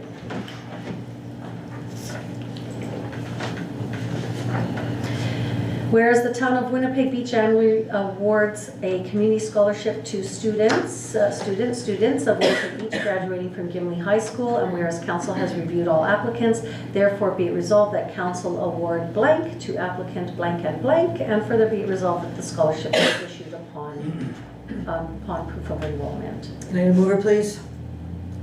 Councillor Cool. Seconder, please. Councillor Gendron.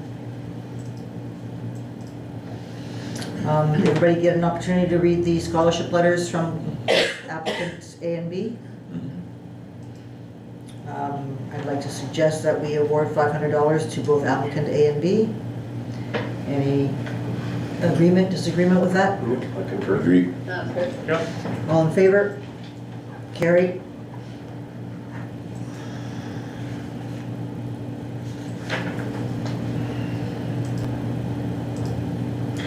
Whereas a long-term employee has given notice of retirement and relocation, and whereas council recognizes the long-standing professional and personal contribution of the employee, therefore be it resolved that council approve a fond farewell town barbecue in honor of Gordy Oucher to be held Thursday, June 27th, 2024 from 12 noon to 2 p.m.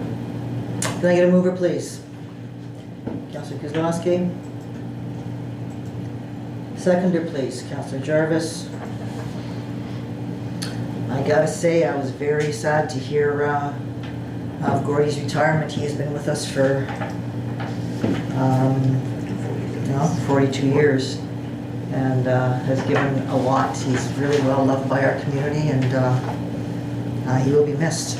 Councillor Gendron. Yeah, do we want to just include an alternate date in the event of rain on the resolution?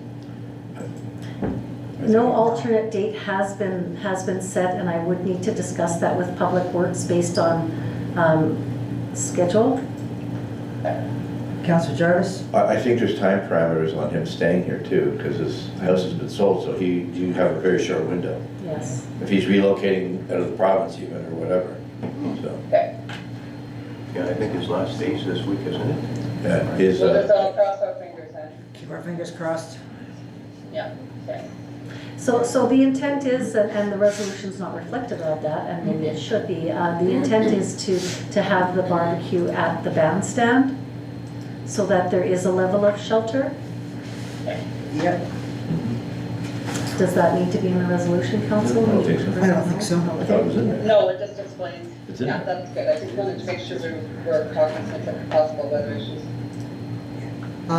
And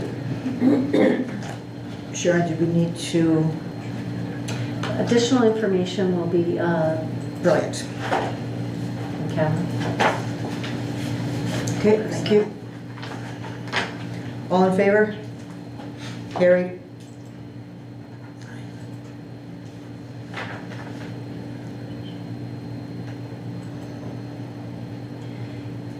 Be it hereby resolved that council approve the purchase of 9 limited edition prints at a cost of $40 per print. Can I get a mover, please? Councillor Jarvis. Can I get a seconder, please? Councillor Kozlowski. I trust folks have been able to take a look at those prints that one of our residents and taxpayers have actually drawn themselves, which is amazing. Our CAO is suggesting that we buy them, and they could be the new artwork for the business center. What do people think? Have you had a chance to look at them? Councillor Jarvis? Is that the actual size, or, Those are the actual Those are prints. the, yeah. and they'll be framed? They will, Okay. or not, depending on when we get to I that. think they should be when we framed. get to that point. what other people think? Yep. Yeah, they're very nice. Brilliant. All in favor? Carrie?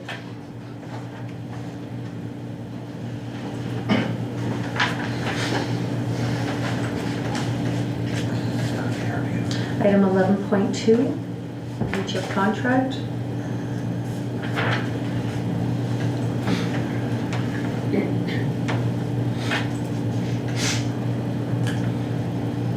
I believe folks have had an opportunity to read the attached information.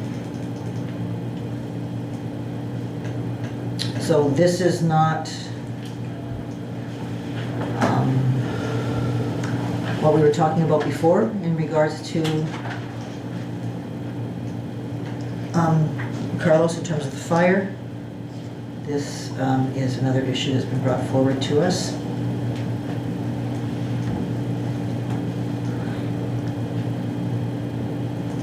Let me just try to get it here.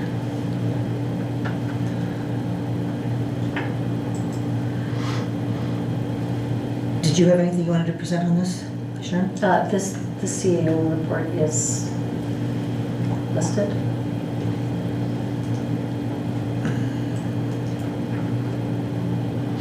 Right.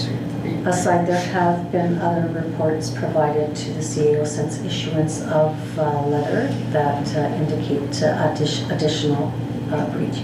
Okay, and how many other letters have been provided? I have, I believe, an additional 4. On 4 additional dates? Correct. Okay. So the terms of this agreement that council had agreed to in March was that the use of the facility and equipment are for the operation of food and refreshment services at the arena only and for no other purpose. Council had some discussion at that time about not using our facility for commissary and food prep for other restaurants.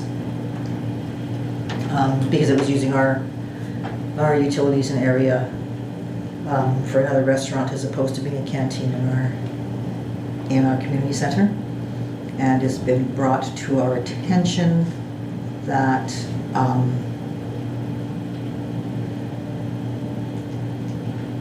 I'm looking for the dates that we've had. So these 2 emails plus you said additional 5, so we've received 7. Additional 4. Additional 4. So we've received 6 emails that on 6 separate occasions Carlos has been using our rec center to do prep of food and fries and hamburgers to transport over to Sandy Hook restaurant, which is a breach of the contract. And I'm wondering what CAO is looking for direction in terms of how we're going to handle this. It was a concern that was brought up when council was looking at this lease in March, which is why at that time we weren't sure whether council was clear or not with the leasing.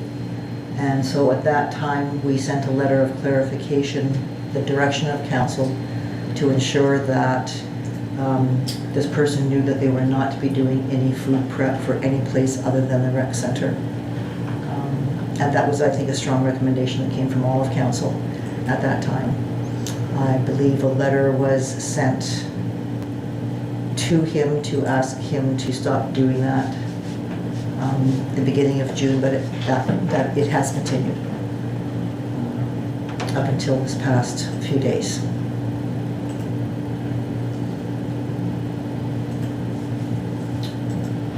So, I mean, I certainly have a concern. I mean, if no one's going to go first, I certainly have a concern about this.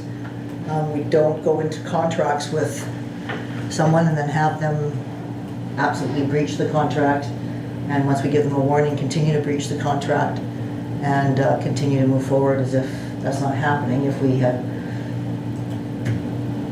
put out a tender to gravel yards to take care of some work here, and we said, do this, but you can't dump your gravel over here, and you can't do this over there, and they go about doing that, and then we say, stop doing it, and they continue to do it, we would have a problem. We have a signed contract.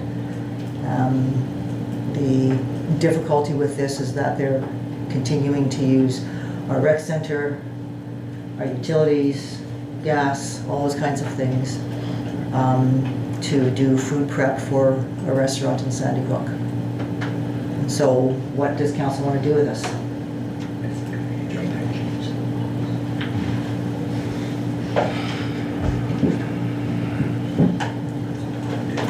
Councillor Hope. Oh, I'm just thinking, I think there's been breaches on both sides. You know, as of right now, he can't run a business because we haven't replaced any of the equipment in there.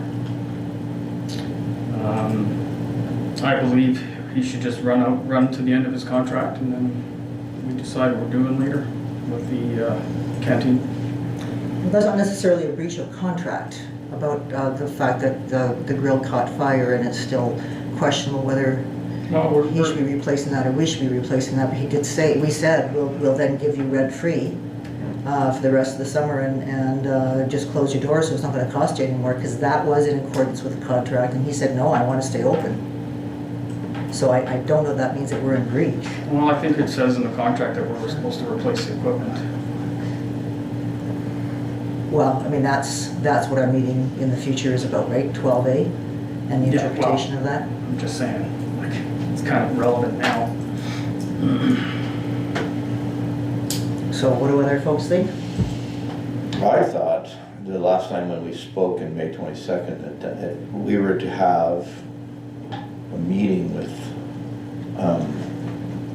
the owner, and then we would have an open discussion with that person.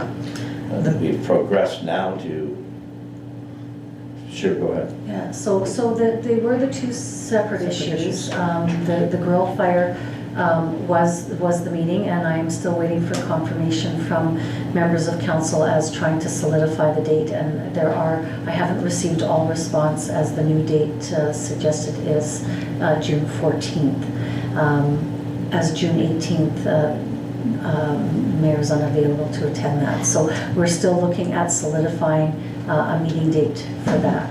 Well, yeah. So with this issue though, this is something that the CAO did receive emails in reference to specifically an article in the agreement that was written back in March to confirm what the of various articles, the expectation of council. And so once the CAO was made aware of witness of breach of such, that's when a letter was issued and stating if there is any additional information, as if that did not occur or is not occurring or whatever. I have not received any additional information to date. And so it's under the CAO's obligation. These are not, there's resolution of council to sign agreements. There's resolutions of council then at that point is preferred that it addressing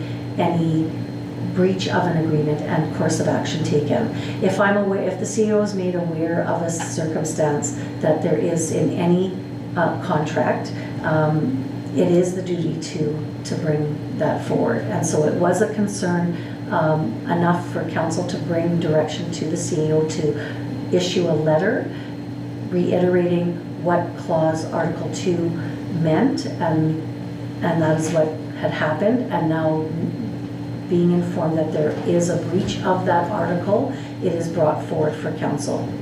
Now, have we ever received any feedback from the proprietor, like the person that's running this, regarding Section 2? I have not, and a letter was issued, and that. No, yeah. I remember all the conversations, and even in May, because I just think it's, like, with 4 months left on it, and I can remember saying in the last meeting, you know, I would just let it run out, we'll build that, we'll have a discussion, we'll set up a new, you know, terms of a contract, and we'll go to tender. Because that was what I was led to believe that we were doing, and now it looks like He has the, you know, and I understand the concept, and I've, in the past, and I've expressed that I had concerns also with, you know, blanching fries, so to speak, and then taking them somewhere else, but at the same time, we've taken away an opportunity someone to earn a living in there. And for the 4 months that's left on it, you know, for what it's worth, and I think I expressed this the last time, I mean, even if he uses $400 or $500 a month in natural gas to blanch the fries, we're getting $1,200 to $1,400 out of the man. So we're still getting $6,000 in rent for 4 months, and we have the ability to renegotiate the contract.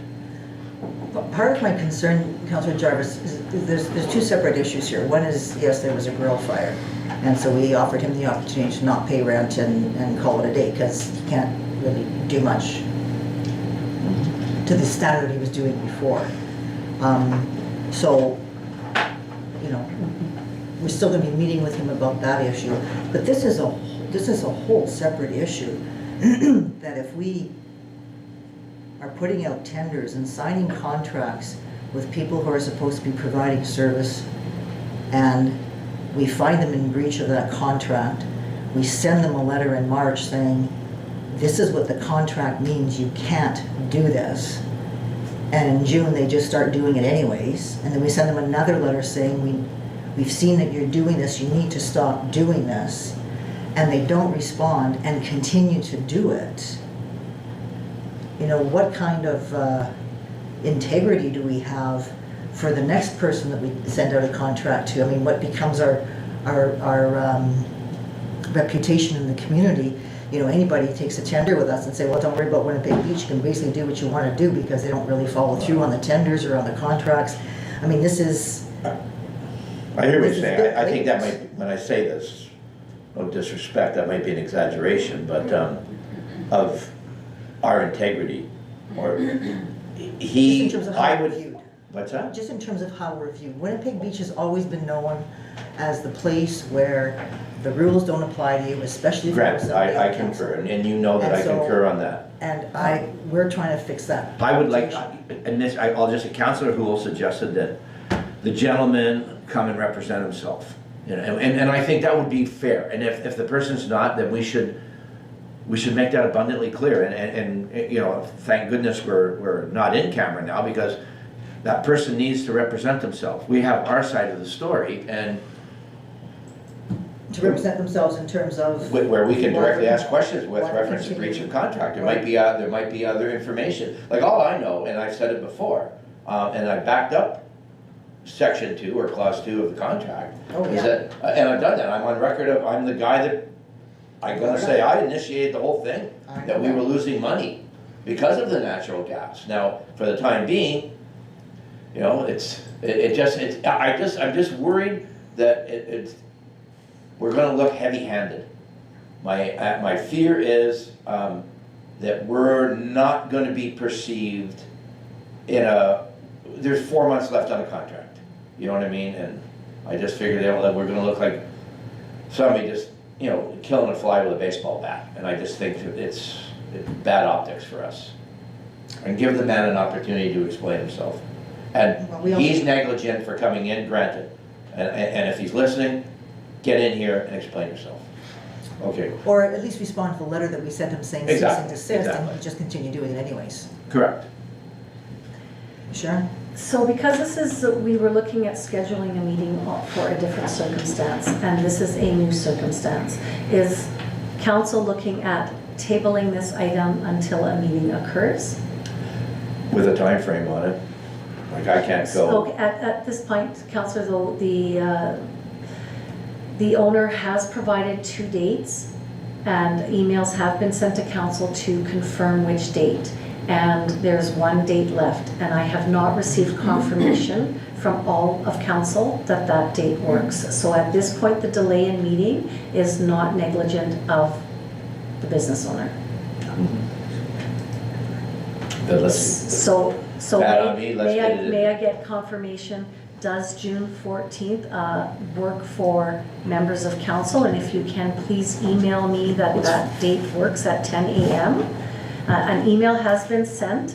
I believe a member of council had stated stated that time worked best for them, and recognizing that schedule, an email was sent to all I'll of confirm that time right now. council. Okay. I'll confirm that time right now.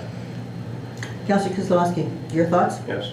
Well, I agree with some of the talks that the other councillors were talking about. Maybe for the next contract, take that Article 2 out of there. So I don't care what Oh, he no, does. that's, it's not negotiations. Yeah. we're not We- negotiating, Okay. we can't talk about that right now. This is just about, so at this point, the two items are, it's based on the conversations that have taken place around the table, that this new item of breach be tabled until a meeting occurs. Is that what council is looking at doing? I'm just First- saying too that there's a breach on both sides. You got Article 5 there where it says town is responsible for repair and replacement of the canteen equipment. That was not done. There's also Okay. 12A, which is why we had a full discussion about that last meeting, which is why we were calling a meeting with him to get some Yeah. clarification. Yeah. And that's So why. that hasn't been determined yet. Right. Councillor Jarvis? I agree with the CAO. And I'm good with the 14th, which is this Friday, 10 a.m. I would like to ask questions. So now recognizing the late time frame, I cannot confirm at this I hear point you. that date I hear you. works for, Then I'll add this in the resolution. If So it doesn't what- work, then move ahead with the breach. I want somebody to be able to defend themselves, that's all I want. so I'm not clear with, what do you mean move ahead with the breach? Or Well, like Yeah, terminate the contract? Is that what we're isn't saying? that where you're going with it? I'm pointing out, not going I'm anywhere. pointing out, Hmm? I'm not going anywhere with this. My job is to point out to council there if an issue in contract arises, and I have done so. And so it is strictly at this point council's decision. I don't get to make that decision. I don't get to just sign an agreement without council resolution. I cannot just terminate an agreement without council resolution, because it is the town's agreement, not the CAO's agreement. And so I'm just bringing this information forward for council discussion and direction. So I was going to, first of all, say we're not to be talking over each other. Secondly, are you now suggesting that we have a resolution that says if the owner, or the restaurant owner, can't make the June 14th meeting, we'll terminate the contract? Is that what you're suggesting? Well, I'm reading between the lines, and it looks like we want this person out, that they No. breached a contract. And when you breach a contract, to me, I read that as, you're out of here. Okay. Oftentimes, the consequences of breaching a contract is making the contract null and void. That is correct. Nobody is trying to do anything with any intent. What the CAO is saying to us is, this is the contract. Council had a meeting on March the 11th and were very, very clear that they wanted this space to not be used as a commissary. She is bringing to our attention it is now being used as a commissary, that she asked him to cease and desist. He hasn't ceased and desist, and saying, so council, what do you want me to do about this? There's no agenda here or anything else. She just needs direction from council, because council said to be very clear with him not to be using our space as a commissary. Then let's get this gentleman in on Friday. And that's, I believe that everybody has the right to defend their position, that's all. And I hear what everybody's saying. I've been a proponent of Section 2 as well. I've been a proponent of increased rent and so on and so forth, but I want, everybody has their day. So Friday's good for me. Councillor Gendron. Yeah, can I just get some clarification from Councillor Jarvis, when he says, he's entitled to have his say? Are you saying, are you looking to see if he is admitting he's doing it, or looking for an explanation as to why he might be doing it? I'll answer that, Councillor Gendron, as both. Okay. Both. Like I just, Yeah, okay, thank you. And then Councillor Hall, some clarification from you. are you looking at, when you say let it go, are you looking at it like let the breach go and tell him that he needs to cease and desist for the balance of the agreement? Or are you saying allow the breach, are you considering allowing the breach to continue to happen for the balance of the agreement? Well, I'm now saying let's meet with him first. Yeah. And what is your objective of meeting with him? To let him explain? Well, to- again, you're asking me- deny or, I don't know how I'm gonna feel after we meet with him. I can't answer that question. okay, thank you. So we had, and then one more thing for the CAO, we had a resolution for what the agenda was for that meeting. Do we need a new resolution to change the agenda? There's no If this resolution. is going to be added? No resolution. There was a resolution last meeting about the Yeah, agenda for the. what was on the agenda? Sharon, you had your hand up? I did have my hand up, so I think at this point, I'm understanding that we are tabling this item until a meeting. Is that a safe statement? Yes. Yes. Okay, and then the second statement I have is if June 14th, 10 a.m. no longer works for the leasee, is that what other dates can council provide to the CAO so that we can schedule the meeting in a timely manner? Councillor Jarvis. I only have Monday available, which is 17th, and that's in the morning only. So the time is really crushed. So June 14th, Or 10 the a.m. 17th. Or June, and would 10 a.m. Yeah, on the 17th would on be the fine. 17th at 10 a.m. Do those dates work for the rest of council? Can we do 11? Sure, I can do 11. On the 17th? Yeah. Correct. If the 14th is not available? Yeah. That works. No, I'm in the Manitoba Association of Emergency Coordinators meeting all day Tuesday. Wednesday there's a June district meeting, so I think Monday is going to be the only time. And 11 o'clock, Madam Mayor, works for your schedule? Yep, I can come before I go to the AGM. Because, you know, I don't have a good time. So with the agenda, please can I ask gallery to not be having conversation while council is moving? Solve your problem. Thank you. That's mature. Yeah, it's pretty good. That's mature. Okay, settle down. Councillor Kozlowski, does June 14th, 10 a.m. and/or June 17th, 11, those work? Councillor Gendron? Both dates work, thank you. And I will be in person for either of those dates, so no need to set up Zoom. Okay.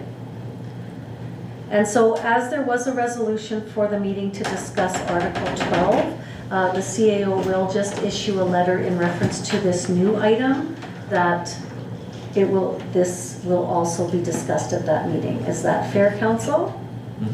But Okay, there'll be two agenda items, Article 12A and the breach of contract. correct. Okay. Okay, that item is tabled.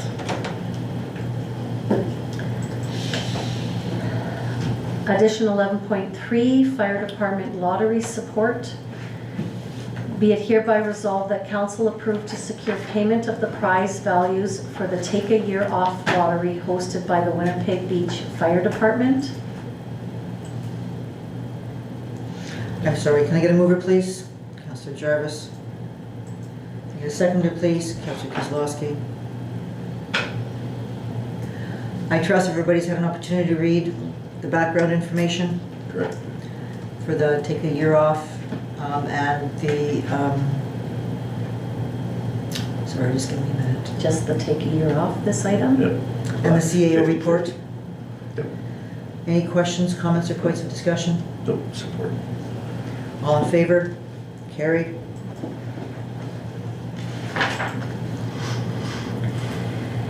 Be it hereby resolved that council approve the split of Rockin' the 50/50 at the bandstand revenue with any organization that provides volunteers for ticket sales, and be it further resolved that the Tourism Development and Community Engagement Manager reach out to organizations to ensure the 50/50 can be conducted at the listed bandstand performances.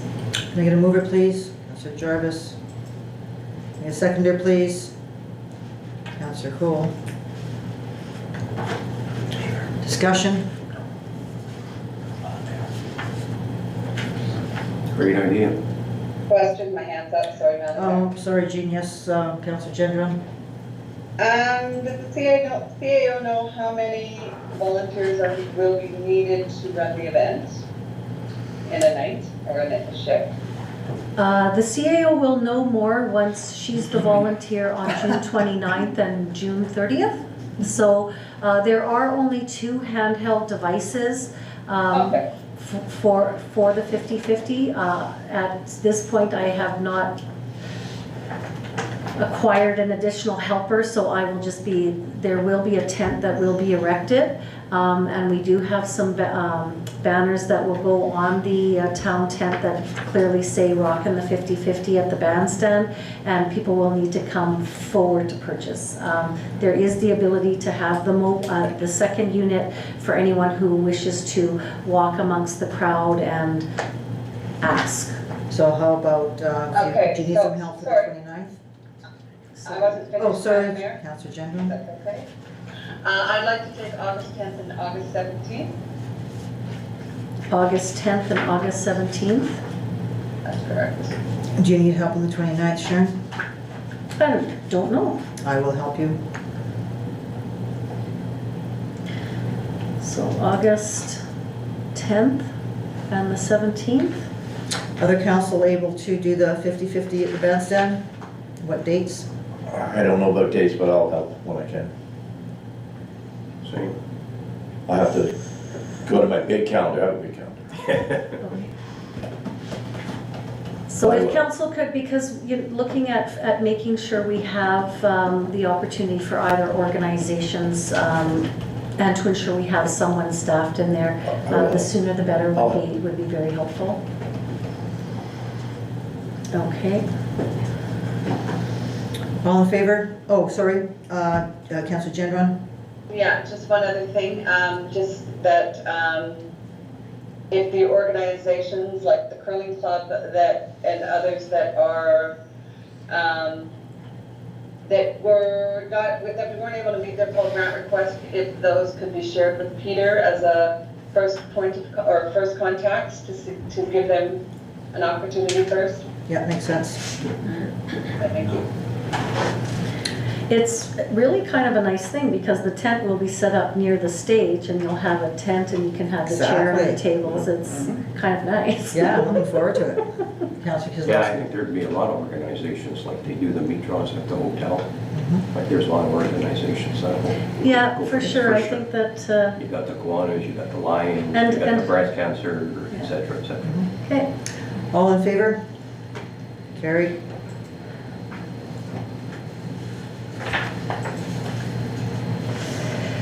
Whereas the approved 2024 financial plan lists $60,000 for the capital purchase of a utility truck, and whereas the acting foreman has provided quotes required as per the town's purchasing policy, therefore be it resolved that council authorize the purchase of the 2022 Chevrolet Silverado 2500 HD at a cost not to exceed $60,000. May I mover, please? Counselor Jarvis. Seconder, please, Counselor Gendron. Discussion? All in favor? Carried.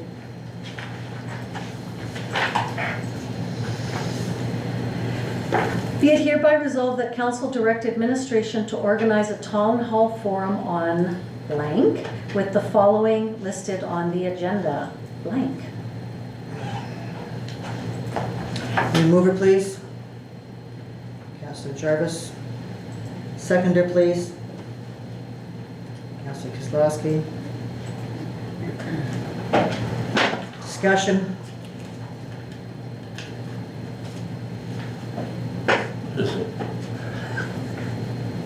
Well, Dates, doing a like town dates. forum, so we have 2 questions before us.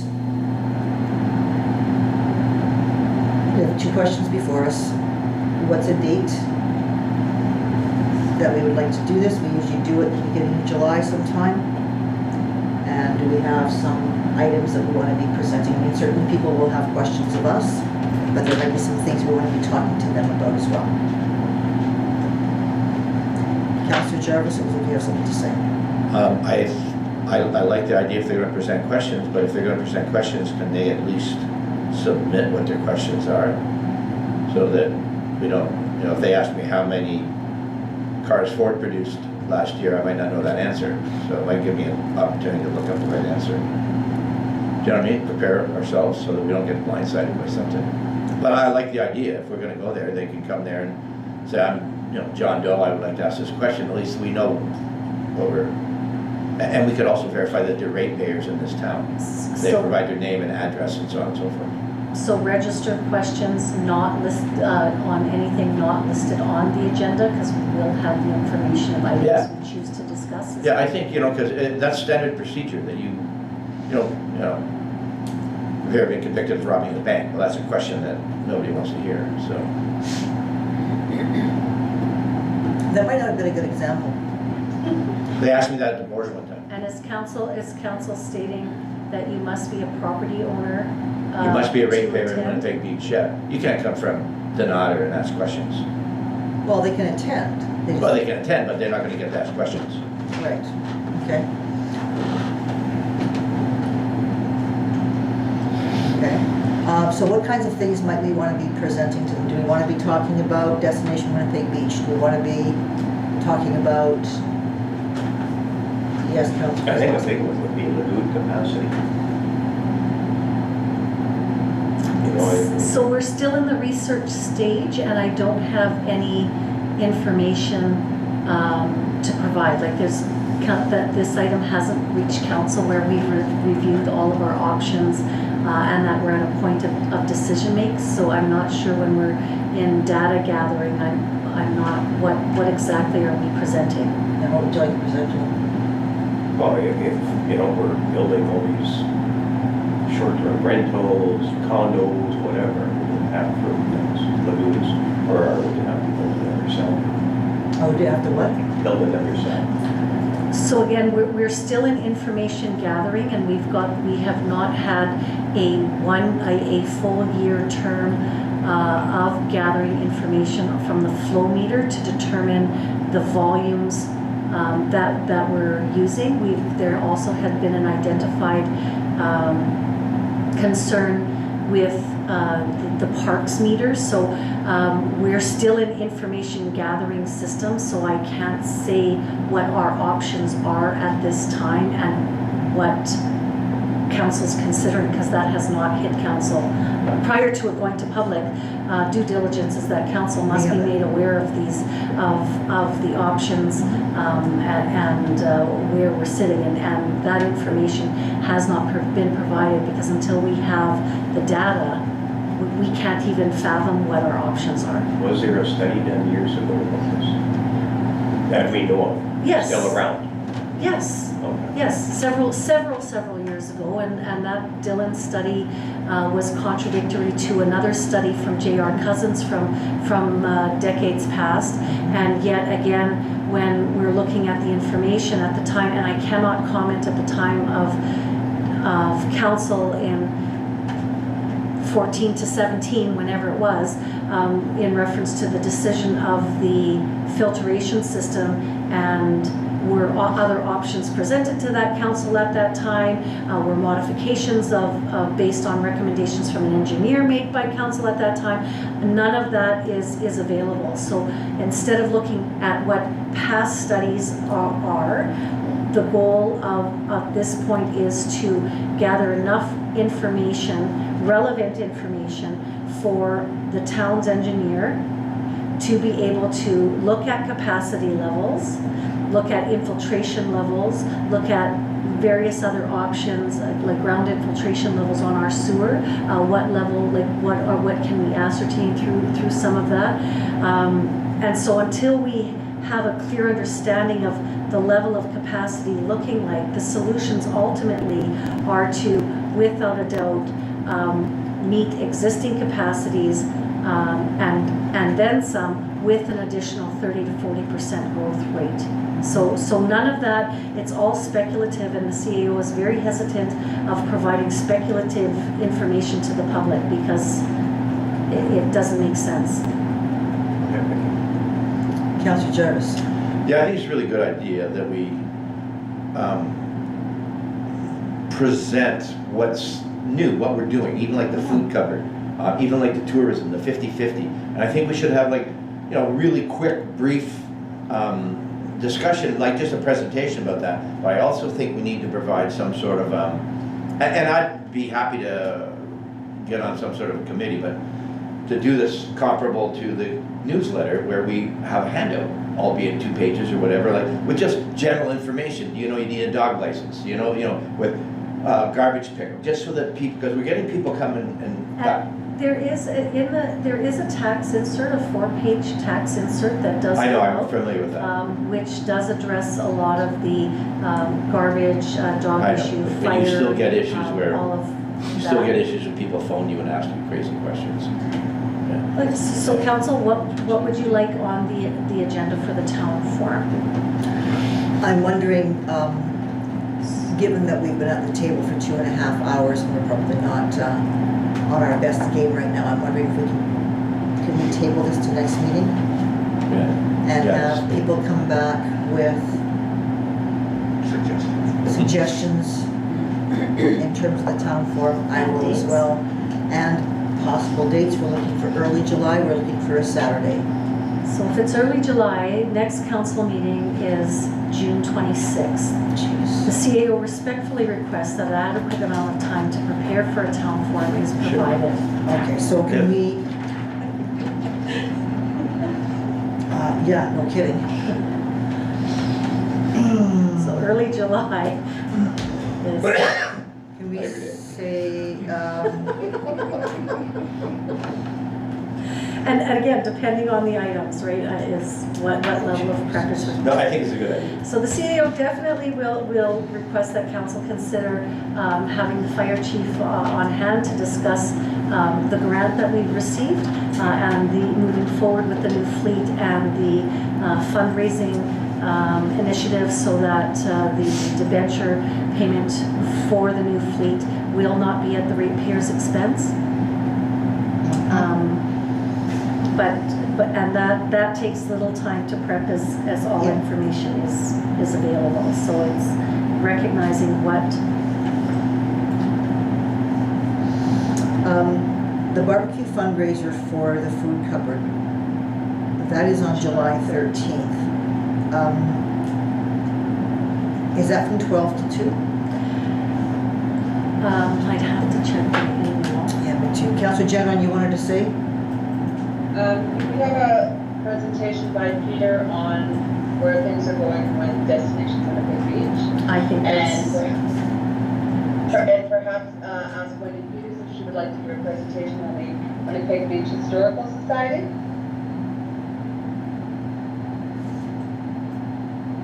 That she doesn't give us a time. Yeah, those are good suggestions, Jean.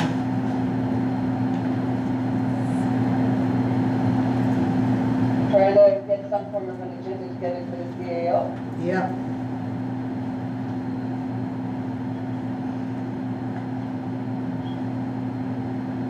Okay. I'm just wondering if we can do it on July 13th, from 10 till 12, if the barbecue fundraiser is like at 12 or 1 o'clock. There's no For time food on the cupboard. fundraiser. Pardon me? There's no time on the fundraiser. No, there isn't.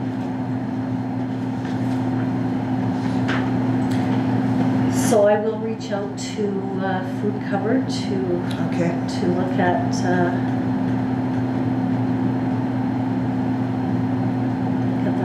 So July 13th. How's that for the people? July 13th? I'm good. Yep. 10 a.m. till noon. Yeah.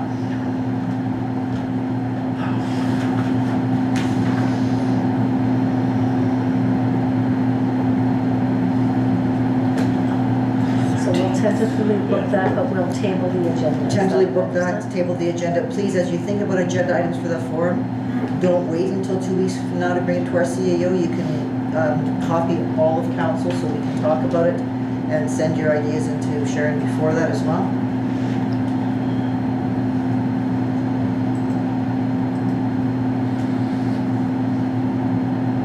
Okay.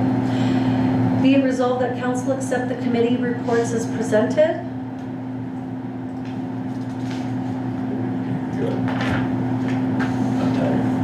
Can I get a mover, please? Councillor Cool. Can I get a seconder, please? Councillor Kozlowski. Everybody have an opportunity to read all of the committee reports. Yes. A couple of things I wanted to highlight. The recreation report, for anybody who is actually still watching, you guys are, hanging in there, so that's great. Anybody who's still watching, our rec manager has been trying to do a preteen teen dance on June 21st. She's got lots of preteens and teens who are really eager to do this. She needs volunteers for the adult supervision. The numbers for this age group is for every 10 kids, you need 1 adult supervisor. So anybody who's watching this, anybody who's listening to this, anybody that you know who might be interested in volunteering, please, please, please contact our rec manager so that you can sign up. I think it would be kind of fun to watch the preteens trying to figure their stuff out and, figuring out this whole dancing thing and,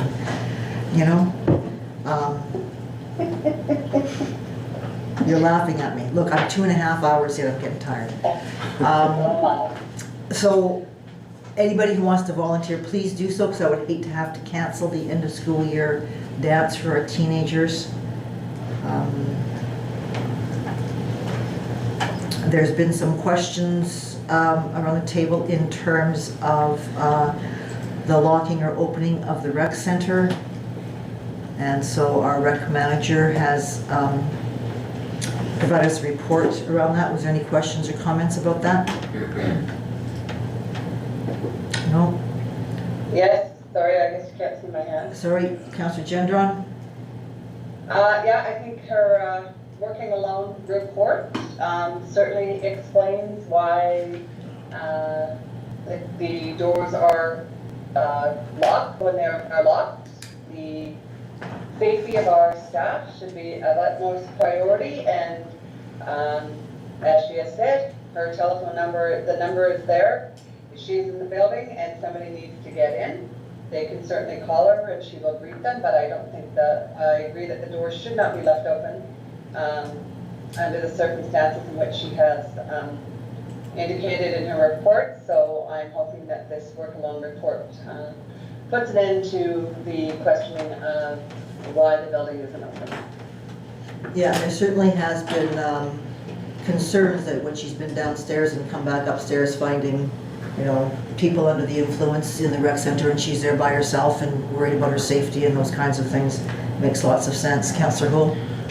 I've discussed this before. I still think we need to provide her with a wireless key fob, panic buttons. Yeah, and so we are getting quotes, and I have received them. It's just I couldn't put another addition on the agenda, so it will be on the next agenda. Okay, thank you. But one of the issues around that, and I agree, I think she should have a panic button for sure. One of the issues that she states in the report is even if she has a panic button, so somebody's under the influence, middle-aged man under the influence, and she's there alone and he's starting to do some stuff to her that's not okay, she can push her panic button, but we still got a 25 to 30 minute response time from RCMP.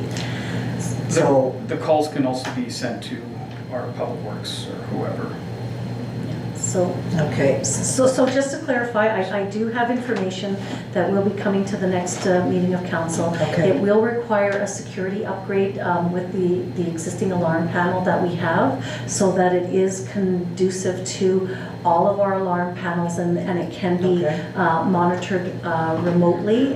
We'll be able to provide access and change codes and take a lot more ownership of it. Right. And then therefore, we will be able to set the first call going to I see. this number, second call going to this number, no response, no Okay. response, and then it goes to RCMP. So we will have, but we do have to upgrade the security Yes. system before that can be in place. Absolutely.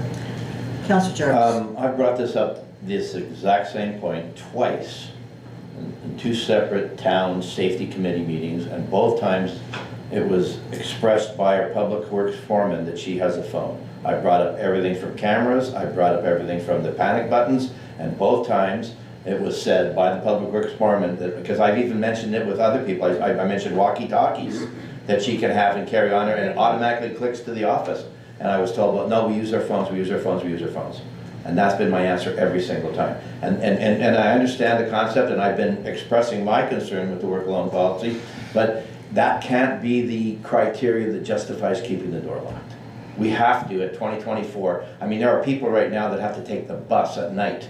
Do you know what I mean? And they don't have that luxury. So if we can't keep the community center doors open because we're afraid of work alone, then invest the amount of money required to get the cameras, to get the buttons, so that our community can use the rec center. And I think that that's what our CAO is doing, is that we are in the process of Right. doing But that. we've been talking But it- about this for 2 months. But, Yeah. yeah, we've been, the office has been very, very busy with lots of stuff. In the meantime, she's gonna continue to lock the doors when she's there by herself until we can get these things in place. Yeah, because, so again, I did receive a detailed quote from our security team, and it's just as reference to an addition. That there were several additions as is, and so it will be on the next agenda. Thank you. Anything else on the committee reports? All in favor? Carried.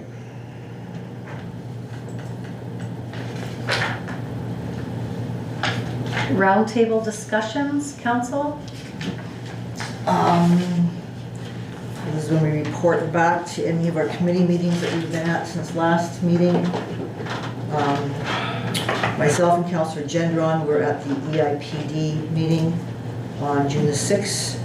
At that meeting was, EIPD was also doing a public hearing for the land use at Ruby's. We certainly had a whole lot of people show up. I think it was 18 or 20 people who came to that. I think that people were probably a little bit confused that this was just about land use and it wasn't about the details of a development agreement. So I just want to make very clear to folks that once we get the land use done, then it has to go to zoning. Once the zoning is done, then the owner would go into negotiations with the town in terms of a development agreement where things would then be worked out in terms of how much green space, you know, the size of the lots, sewer, water, ditches, drainage, all of those kinds of things. I think that people were thinking that we were going to be doing that at the meeting on June the 6th. That was just for the land usage. So that was June 6th. June 9th, for anybody that was in town, I went to do some of the presentation at the Sadie Grimm Memorial. So for folks who don't know about Sadie Grimm, she was the first person to be able to ride motorcycle from Winnipeg to Winnipeg Beach well before there was ever any roads around. That was in 1914. And so she did it twice in that day. Pretty amazing woman. And in fact, some of her relatives, great nieces and nephews and stuff, were at the bandstand here on Sunday when the riders came in, which was really kind of cool to see. And they've done a bunch of work and a lot of volunteer work over the last 10 years, enough to make the money to put the new commemorative picnic shelter up on the boardwalk. Yes, there is construction screening around it right now because they're in the middle of building it. The roof should be on it in the next couple of weeks. And it's a beautiful addition to our community. That was June 9th. June 11th, I finished the performance evaluation with our CAO, met with her. May 28th, myself and Barry Houle Our Councillor Houle met with Public Works and Rec. Councillor Houle, was that the one where Public Works wasn't able to attend because of a family? Correct. Okay. And we are looking into the net zero. I have gotten the names of some companies who local municipalities have used in terms of the net zero, and we will be continuing to meet and going forward with that. That's all I have to report from the last couple of weeks. Anybody else have anything to report? Councillor Kozlowski. Yes, Evergreen Basic Needs, when they had their sale for a couple of weeks ago for clothing and shoes, everything was $1. They made $1,400+, so we sold over 1,400 items, and they still have lots to go. They're going to have another 2 more sales this summer, and also they had a barbecue which brought in over $200. Like I said, they'll be having another 2 sales, and I'll come up with some dates when I have them. I'd like to thank all the staff and the volunteers that put this together for Evergreen. They did a great job. I also attended the 50th anniversary of the Kiwanis in Gimli on Saturday, June 1st. It was a great turnout. The silent auction was great. They had about 38 prizes. And I said, they called me up to do a little speech for the town, so I gave them congratulations from the mayor and council, and also signed a banner for us all.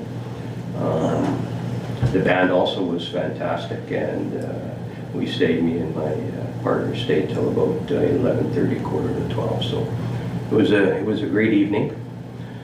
This morning I attended the Gimli Seniors Resource this morning at 10 a.m. for a general meeting. Just some facts that they had: the Winnipeg Beach Lake Lodge Congregated Meal Program will hold its 26th year of operation on July 7th, 2024. Yeah. During this past year, there were 558 meals served, with a total of 37 volunteer hours supplied. We also went through a new president, which is Larry, first vice, which is Colette, and Secretary During. So good luck to all of them in their future jobs. And that's my report. Thank you. Councillor Gendron? Just wanted to let everybody know, as Colonel Tupper up, that their annual fundraising golf tournament is going to be on Sunday, July the 21st, $80 per person. Contact information, if you are wanting to enter, is to contact Candace. The information is on, I'm just wondering if we could share this information on our website. I know last year we offered to send a team in support. If I will forward this to the CAO to ask for it to go on the next agenda for some discussion on what we want to do about that. And then I've been trying to track down a presentation, which I finally have done. I'm not sure who all on council at the AMM were able to attend the Manitoba Power Couple, Building CAO and Council Relationships. There was some really good information in the presentation. There was a discussion on role clarity and keeping in your own sandbox. The difference between governing, which is council's responsibility, and managing, which is the CAO's. I will forward that to the CAO if she wouldn't mind distributing it to the rest of council for information and a good read. That's it. Okay, thank you very much. Be it hereby resolved that council moves in camera at 8:50 p.m. to discuss personnel matters, and be it further resolved that any matters discussed while in camera be held confidential until such time as discussed in open council. Can I get a mover, please? Councillor Jarvis. Can I get a seconder, please? Councillor Cool. All in favor? Carried. Folks, thank you very much for your perseverance. Can I just make one comment? Sure. I used to be a convener at a community club, so I know a lot of the ins and outs of Sport Manitoba. Has the curling club approached Sport Manitoba about money? Because curling is considered an essential sport in Canada, and I know there's money available. Really? Yes, so you guys should be, somebody should be contacting Sport Sport Manitoba. Manitoba? I will Yeah, let, because there's money for curling. okay, I will let our counselor know about that. Okay, thank Thank you you. very much for that information, I didn't know that. Yep, thank you. Can we have a 5-minute break, please?